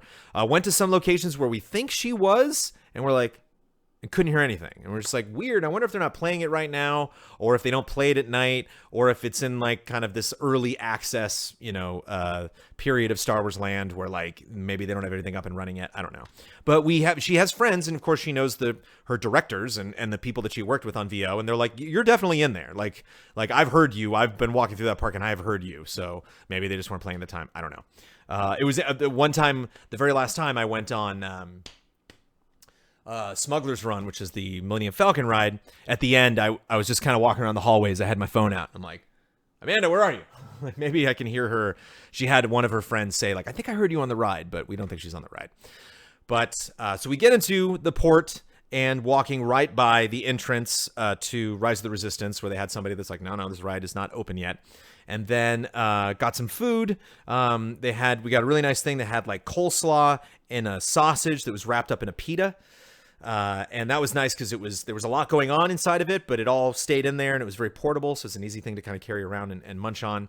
And they had like different non-alcoholic mixes of just kind of like, iced tea mixed with some other crazy flavor. And Amanda got one, I got another one. We tried both of those. Those were very tasty. Walked around the stores a little bit. There's a fun little marketplace. It actually has a lot of like Firefly vibes. When I was walking through that marketplace, I'm like, this oddly reminds me of the Firefly universe as much as Star Wars. And but the thing that's so cool about Star Wars Land is all of that merchandise, all of it, 100% is exclusive to Star Wars Land. So you can only get that at Galaxy's Edge. And so even though that's why I really wanted to get that shirt, because I know people couldn't get it anywhere other than eBay. And so I'm bummed that the shirt doesn't fit, but I'm still going to wear it every now and then. Gosh darn it. And it was just cool seeing some of these other toys. They had a lot of wooden toys. They had a lot of like little dolls that kind of looked like they were manufactured on Batuu. They almost looked like Etsy projects. They had like a very kind of handcrafted vibe to it. And so it was neat having these things be exclusive, but also having them be different. They had one shop that sold a bunch of weird animals, and the kind of the vibe, the way that these people talked, someone was like, oh, you're out of those porgs? And they're like, yeah, like, we don't have any more right now, but, those porgs are shipped from whatever island. Luke's, I don't even know the name of that planet. You know, like everyone's in character. So like all the people at the shops, like they won't say like, oh yeah, the Pasadena has to send us another box. They're like, no, we're still waiting on, you know, that shipment from that planet. Or it's like, I overheard this one guy. He's like, well, it's very difficult transporting some of these things. He's like, take this alien, for example. He's like, this doesn't do well in low temperatures and blah, blah, blah. I'm like, I love that stuff. So spent a lot of time in the shops. Amanda's apparently a little girl in those shops. Apparently she's like, hey, that's the doll that I bought. Give it back. And like, that's it. So that one line pops up at some point during the marketplace. And we were kind of like wandering around trying to hear her. Couldn't make it happen. Didn't drink at the bar. We did get into the bar, Oga's Cantina. And so we got to get the kind of the vibe of the bar. That was fun. Didn't try out any of those drinks yet because I thought I misunderstood how either I misunderstood or they changed the way they did the queue line, but I thought they were going to like slowly allow more people in throughout the day. And it was kind of a crapshoot whether you were around when they opened up that line to get access to it. Turns out when we got there, they're like, no, we handed out vouchers like right when the appointment started. So if you have an appointment, go to that bar right away. Make that the first thing. Hustle, go over, get in line for that bar, do that, and then do everything else. You will have no problem getting on Smuggler's Run. Obviously, seeing the Falcon in all its glory was incredible. Being there at night was really neat because there was like a mist that it wasn't raining, but it was misting a little bit. And so they had it's a spaceport. So they have a lot of these big heavy duty lights that are shining up into the sky. And it was just neat to see, you know, the fog and the mist and how that would project all of the lights. And then because you couldn't see the sky that well, every now and then you would hear a TIE fighter like fly by and you'd be like, oh, whoa, like I would look up being like, of course there are no TIE fighters. Why am I looking up? But they just sell that port vibe so well that you believe it. They had a fun app that you could use where you could go around and like examine things and scan things and hack things. I didn't do that because I was having enough fun just looking at stuff. Tried to do the blue milk, a little grainy, a little sandy. I don't know if I'll be enjoying that again, but had to do it. Ate at one restaurant, which was fun because when we sat down, this very nice man came up and was like, he's like, is this your first time at Batuu? And we were like, oh, sure, we'll role play with this guy for a little bit. And so it was fun, you know, talking to that person, and it's fun playing into it was mostly the vendors. I didn't actually bump into any actors just like wandering around. I've seen pictures of people meeting like, you know, First Order soldiers, and I know there's like some kind of stunt show that they do. Missed all of that because I think we were there at night. So I think they were wrapping it up. Maybe they do all their best stuff during the day. But before I conclude, Smuggler's Run is really great. This ride. I've heard some people, criticize it because they're like, I expected a little bit more. I don't know what they expected. I would love for them to point out the ride where you fly the Firefly or the Enterprise or the last, Starfighter ship or you name it. Like the fact that you get to step into such an iconic a vehicle from science fiction and fantasy film and actually pilot the thing or control part of it is completely insane. The fact that you get to just walk onto that ship is nuts. So you're going through this port. The port actually was a little bit underwhelming. They had not the port, but like the line for Smuggler's Run. So I did single rider, wrote it that way. Single rider means you just go on the ride by yourself. You're in a line where they're just like, all right, I need one more person. And then they can grab somebody from your line. The bummer is you don't get to ride with your friends. I didn't get to ride with my friend Amanda because she was pregnant and couldn't ride it, and so I just went on it by myself. Second time I went on it, Amanda and I both went on it together because she wanted to see the line, and then the third time, right before the end of the park closed, I ran on it single rider one more time. But when you're in like the main spaceport, you like are walking around the walkway, and there's a big ship that they're working on, and there's just no like animatronics or actors or anything. It's just like a room with like parts. And I was like, oh, it's weird. I was like a little underwhelmed. Like, it's weird to like have the indie ride be so interactive, and that came out like 20 years ago, and then like it's 2019, and like here we go. And so I don't know if like there are actors in there during the day, or again if they're going to spruce that up some way in the future. But little underwhelmed by the line. One thing that I did love though is I don't know if you have seen the Clone Wars, but if you haven't, I encourage you before you visit Galaxy's Edge to look up the character Hondo. Hondo is from the Clone Wars. He might just be from Rebels. I think he's from Clone Wars. And he looks like some of the guards that were on Jabba's palace. So he was like an alien race that was already established in the Star Wars trilogy. But he was just kind of like, he's the same as Han. He's the same as Lando. He's just this like Hondo, get it? he's just basically like a smuggler, a traitor, someone who's not to be trusted, but also could be your friend at the same time. And he's a great character, and he's just really fun personality, and is an interesting character to kind of take over for Han Solo, because he's in Rebels as well. Neat. So he's in both. Cool. And it's neat to see him brought to life. So like, again, Rebels has its own cartoon style, Clone Wars has its own cartoon style, and then it's weird to see him animatronic. It's weird to see him like, hey, I'm Hondo, and I'm like, yeah, you are. That's what Hondo would probably look like. That's great. And it was how he was portrayed on the ride was kind of a mix between CG and animatronic. And Chewie is also on the ride. He's like spoken to, like you don't actually like see him on the ride, but you get the vibe that when you see the Falcon come in and land before you're queuing up for the line, that Chewie's flying it. It was just neat having this kind of whole vibe around Hondo controlling the spaceport, Hondo being on Batuu. There was one line when there was one spoken line while I was in line for Smuggler's Run, and this guy said, hey, we got a problem. Somebody parked in Hondo's space. And some other person on the radio said, what are you talking about? And he's like, there's this big Corellian ship that's just like parked in Hondo's space, this big hunk of junk. We got to get it out of here. The other guy said, that's the Millennium Falcon, man. Like, you don't recognize the Millennium Falcon? Really? He's like, he's parked that before. It's Hondo's ship. He's like, he's working with Chewbacca on a couple missions, and don't worry about it. I know it looks like that ship seems out of place, but it should be there. So when you actually get Q for the line, Hondo says, hey, we're just going to go smuggle. We're going to go get some stuff. We're going to bring it back. There on the ride, there are 2 pilots, 2 gunners, 2 engineers. It is about the same length as Star Tours. And of course, the pilots move the ship, the gunners shoot the guns, and the engineers repair the ship and also operate tow cables, because you're going to be removing pieces of a train that you're trying to grab.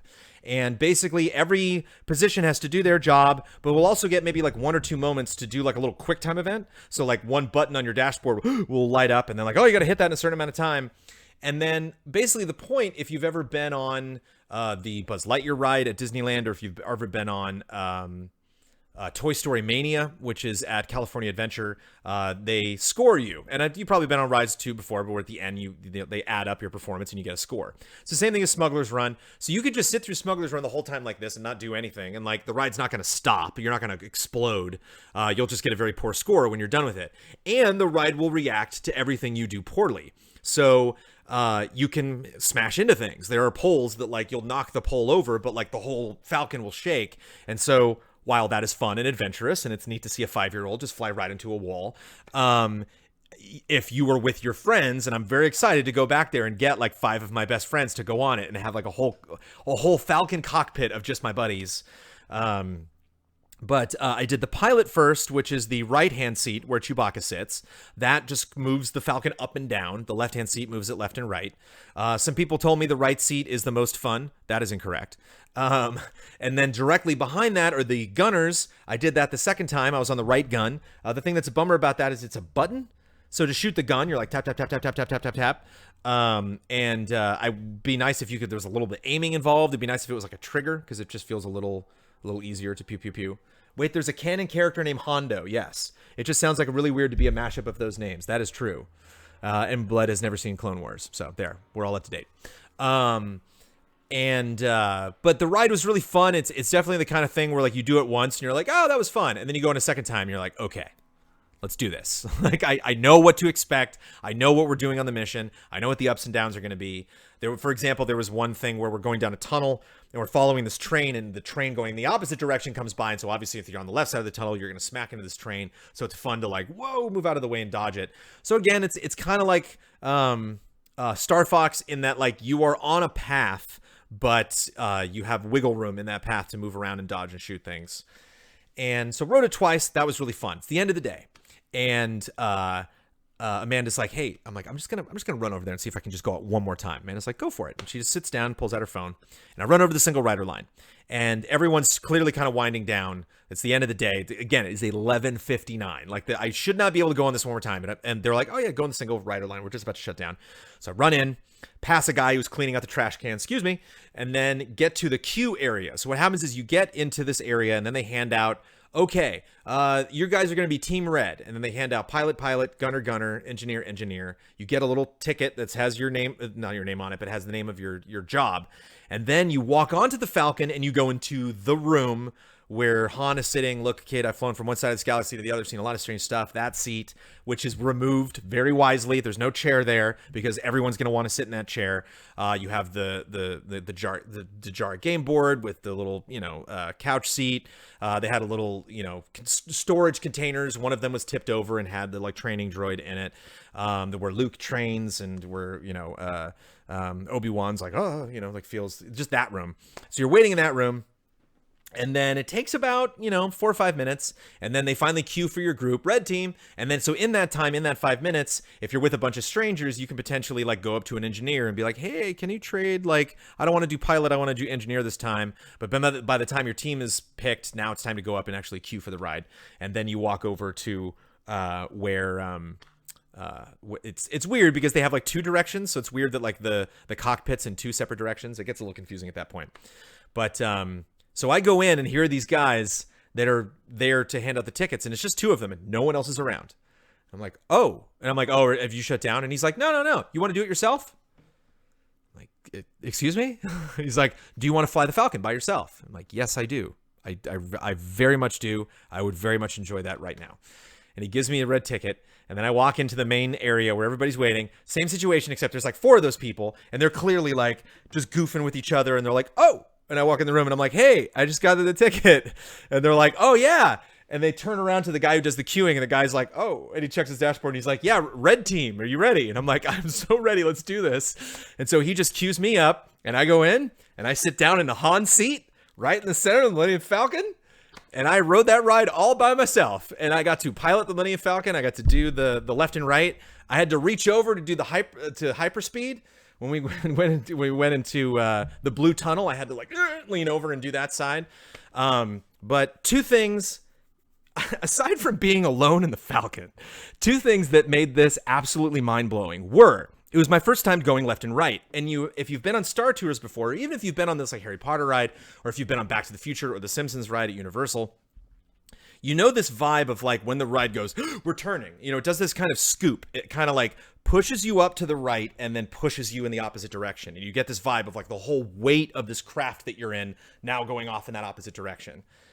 I was doing that. When that would happen on this ride, that was me. That wasn't the ride just being wee, we're turning left. That was me going, I want to go left.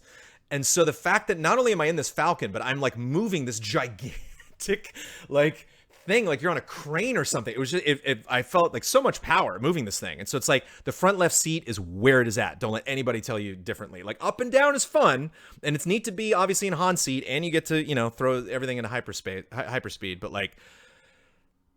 that was incredible. The other thing that was really fun was Hondo comes up on the screen in front of you.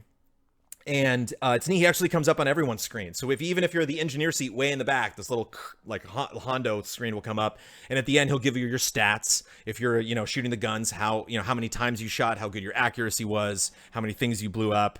And then all of that will be tallied up into everybody's collective score. And it's fun because they subtract the damage done to the Falcon. And I don't know, I never did the engineer position, so I'm not sure exactly how that works, how much repairing they can do throughout the ride.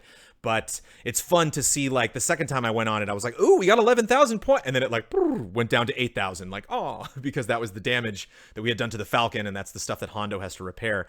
And it's fun at the end of the ride because this dialogue changed all 3 times I was on the ride. But at the very end, Hondo's like, okay. He's like, let's see how we did. And he's like, okay, the back right engine is broken. That's not too bad. Life support. Yeah, that's, we'll need to get that fixed. That's too bad that broke. And, he's like, all things being said, you did pretty good. It's not that bad damage. I'll see you next time. So it's neat to him to comment specifically, not just here's the numbers that you did, but here's kind of here's the shape the Falcon is in once you were done with that mission. And when I went on the ride, because it was just me, the ride booted up and Hondo comes on, swear to God, comes on and he's like, okay, here we go. It's just you. Are you serious? He's like, you don't have a full crew? It's just one person? And he's like, oh, come on. He's like, I can't, is it really, I can't get any, like, respect anymore that I only get one person to come and fly these missions? And he's like, all right.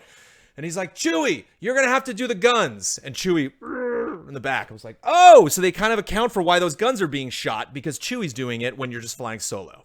That's awesome. And I forgot to mention this, but when I was queuing up for the line, the guy, I was just about to say it. And the guy's like, do you want to fly solo? And I'm like, you beat me to it, man. I was prepared with that joke. And of course, I got a terrible score because all the specific engineering stuff that was going on. But the one thing that happened when I was in that seat that was really neat was when I had gone on it the 2 previous times, there was one time where we slammed into the train. So we're right behind this train trying to grab this thing off of it. And then the train stops and we go, look out, boom. And the Falcon slams into it. I thought that was part of the ride. I thought that was like what was supposed to happen. But the pilot goofed both of those times. That's on the pilot to stop, to hit the brakes at that point. And it was neat when I was actually flying as Han. And then like, whoa, we got close to it. And Hondo said, hit the brakes. And I looked forward and this little button was flashing. And I was like, oh, so somebody messed up and they didn't hit that. And so there's a lot of fun opportunities on the ride.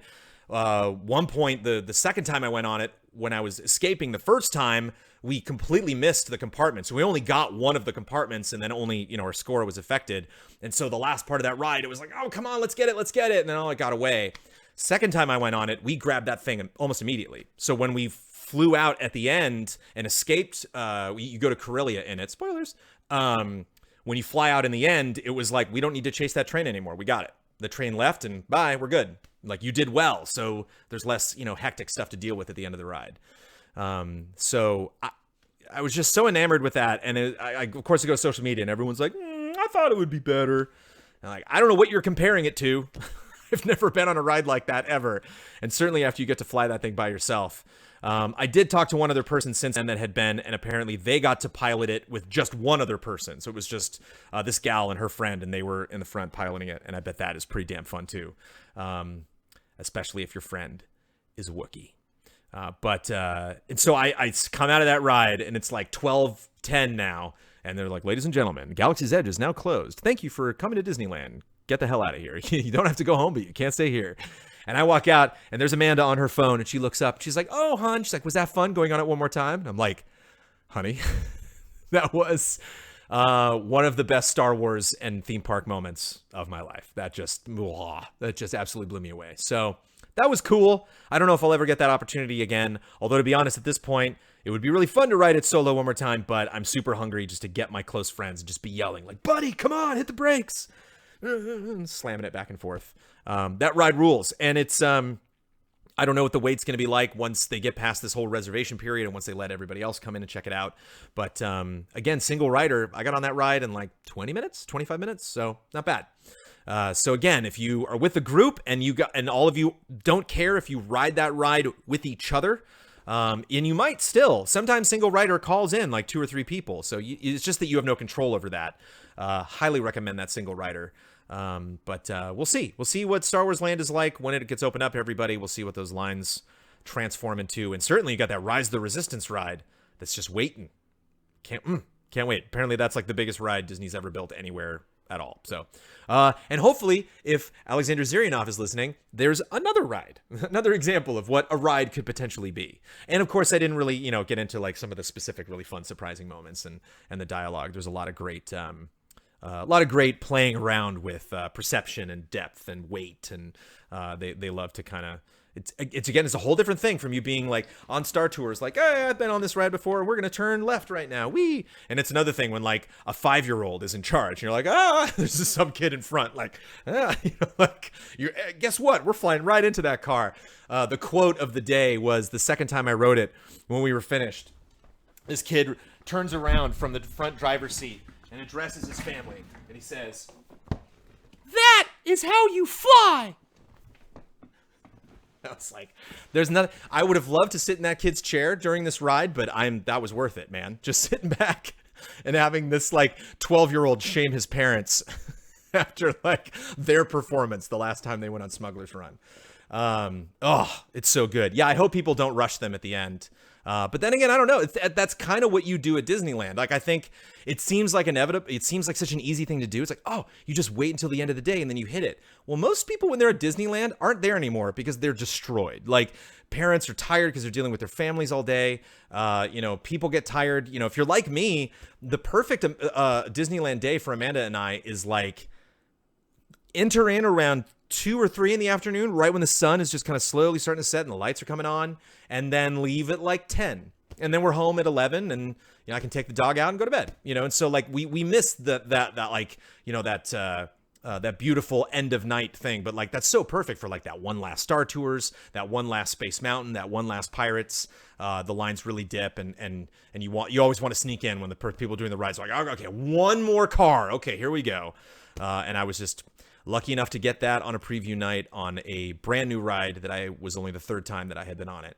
And the reservation period ends on the 24th, according to Zephyr Moon, and we will see what it's like for everyone else. As you can probably imagine, because I'm having a child sometime in the month of August or possibly before then, I will not be going to Disneyland for a while. So I will probably not be revisiting Star Wars Land until 2020. And I'm excited to see if Rise of the Resistance comes out by then, if there's any updates to just kind of, to the land in general. And just one more thing about Star Wars Land, just kind of talking about just like the general atmosphere of it, which I really dug. I'm such a nerd that there are like issues that I have with Star Tours. Where like C-3PO's here, and I was like, why is C-3PO here? Even the original Star Tours, I was like, they're like, you're blowing up the Death Star. I'm like, what? Even like as a little kid, I was like, what Death Star is this? This doesn't make sense. And so I always try to contextualize just to at least understand like what they're going for. It's like, oh, you don't care about lore? Got it. Then I won't think about that. But if you do, then I'll look for little Easter eggs and I'll, try to pay attention and see how some of this stuff connects to each other. And then it's kind of the same thing with the Harry Potter world, where they were like, you're in Hogsmeade. And it's like, that doesn't make sense. There's no muggles in Hogsmeade. And then you're like on the ride, and like Dementors are like, punching Quidditch players. You're like, what? Like, this is like, spiders everywhere. And Hagrid's like, I lost a dragon. And you're like, what's going on? It's so weird. It's fun, but it's weird in terms of like what it's actually like to be in the Harry Potter universe.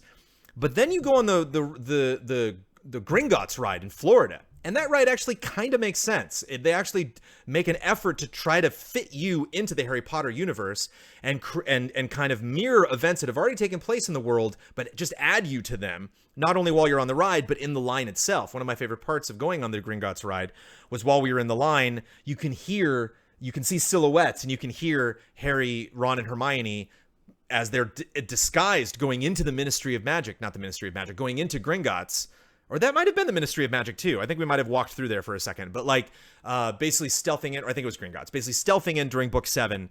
And so these are lines of dialogue that are actually kind of more similar to the books than the films. And so like this is actually adding to this whole world instead of just being like, blah, you're in Star Wars, blah, you're in The Simpsons, enjoy it while you can. And more specifically, Diagon Alley was a trip when I was there because it felt much more natural in terms of like what a theme park would be. Like there's people here that are thrill seekers. There are people here that want to shop. There are people here that just want to be a part of the world. And that also makes sense within Diagon Alley. Like there would be people going to Diagon Alley for those reasons.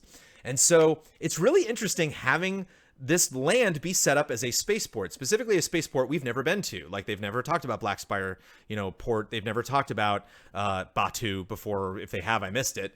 And so it's interesting that it's just a port. You kind of get this vibe that's like, what? You're on a spaceport. That's it. You're not a hero. You're not going to save the universe. You're just traveling. You're an outlander. That's what they always call you. And they say, so, okay, outlander, all the people in the shops and stuff. Cause that basically means tourist. And so I like that vibe. I like that, again, spoilers, Han's not around. This is post Force Awakens. And so this is Chewie's Falcon and he's basically lending it to Hondo. And so you get this vibe on Smuggler's Run that like, nobody really respects the Falcon much anymore because it is a hunk of junk. It's not a great ship.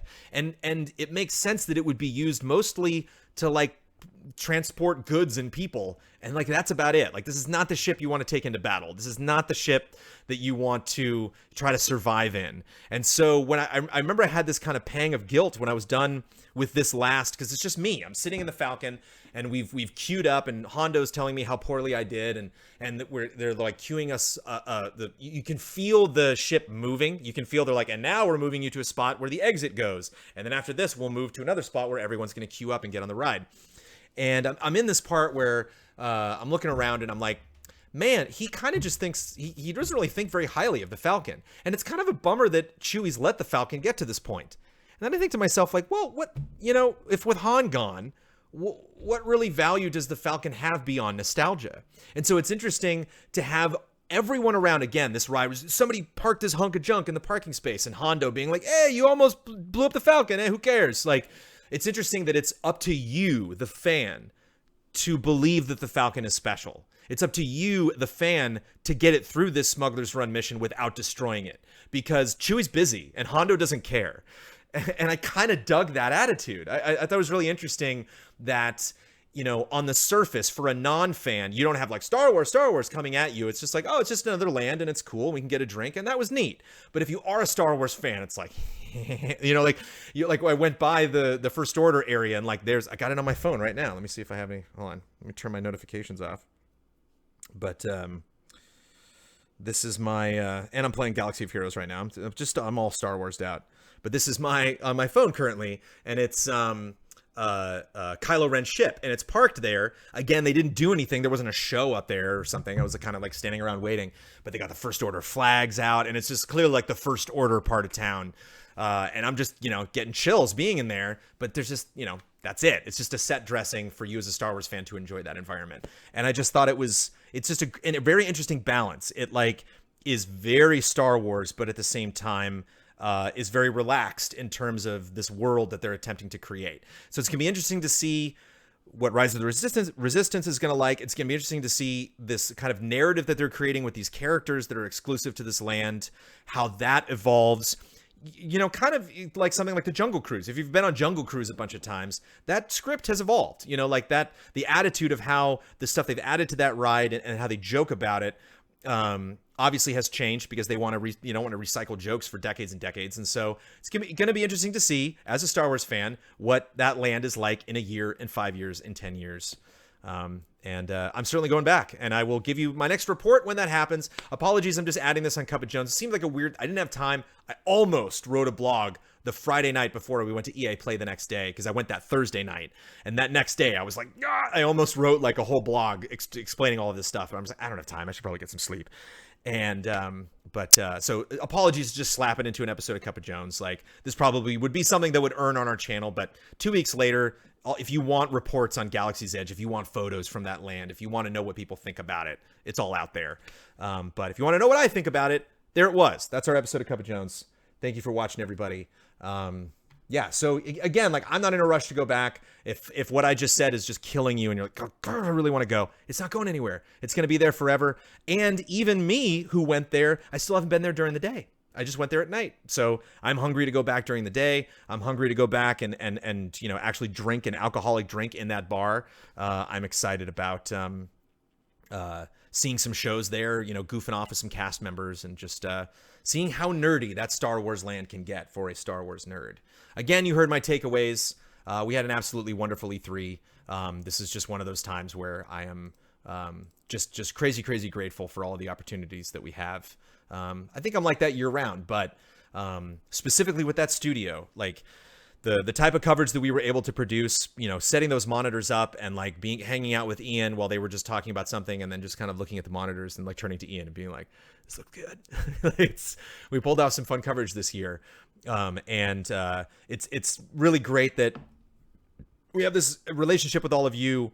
And I say all of you very specifically. When I say all of you, I mean you people watching Cup of Jones, the people that are here live that ask me questions, the people that leave questions on Patreon, the people that continue this conversation going, because It's one thing to have the resources and set up coverage like this. It's one thing to improve upon the coverage that we did last year naturally from ways that we foresaw, for making changes that we personally wanted to make happen.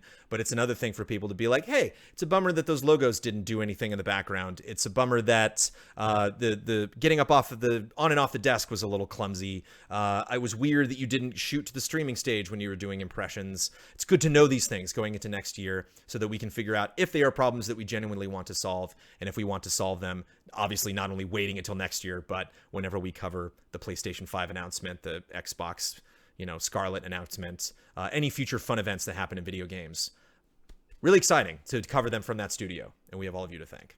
Cheers, everybody. I'll be back next Monday with another Cup of Jones, and I'll have a clear schedule, hopefully by then, of when to expect more Cup of Joneses as we move forward to the baby apocalypse, which will happen later this summer, and I will unfortunately vanish from your eyes. I will still be around in voice and text form on Easy Allies, but I'll be taking a bit of a break from work. But we have lots more fun conversations to have and games to play before that happens. Cheers, everybody!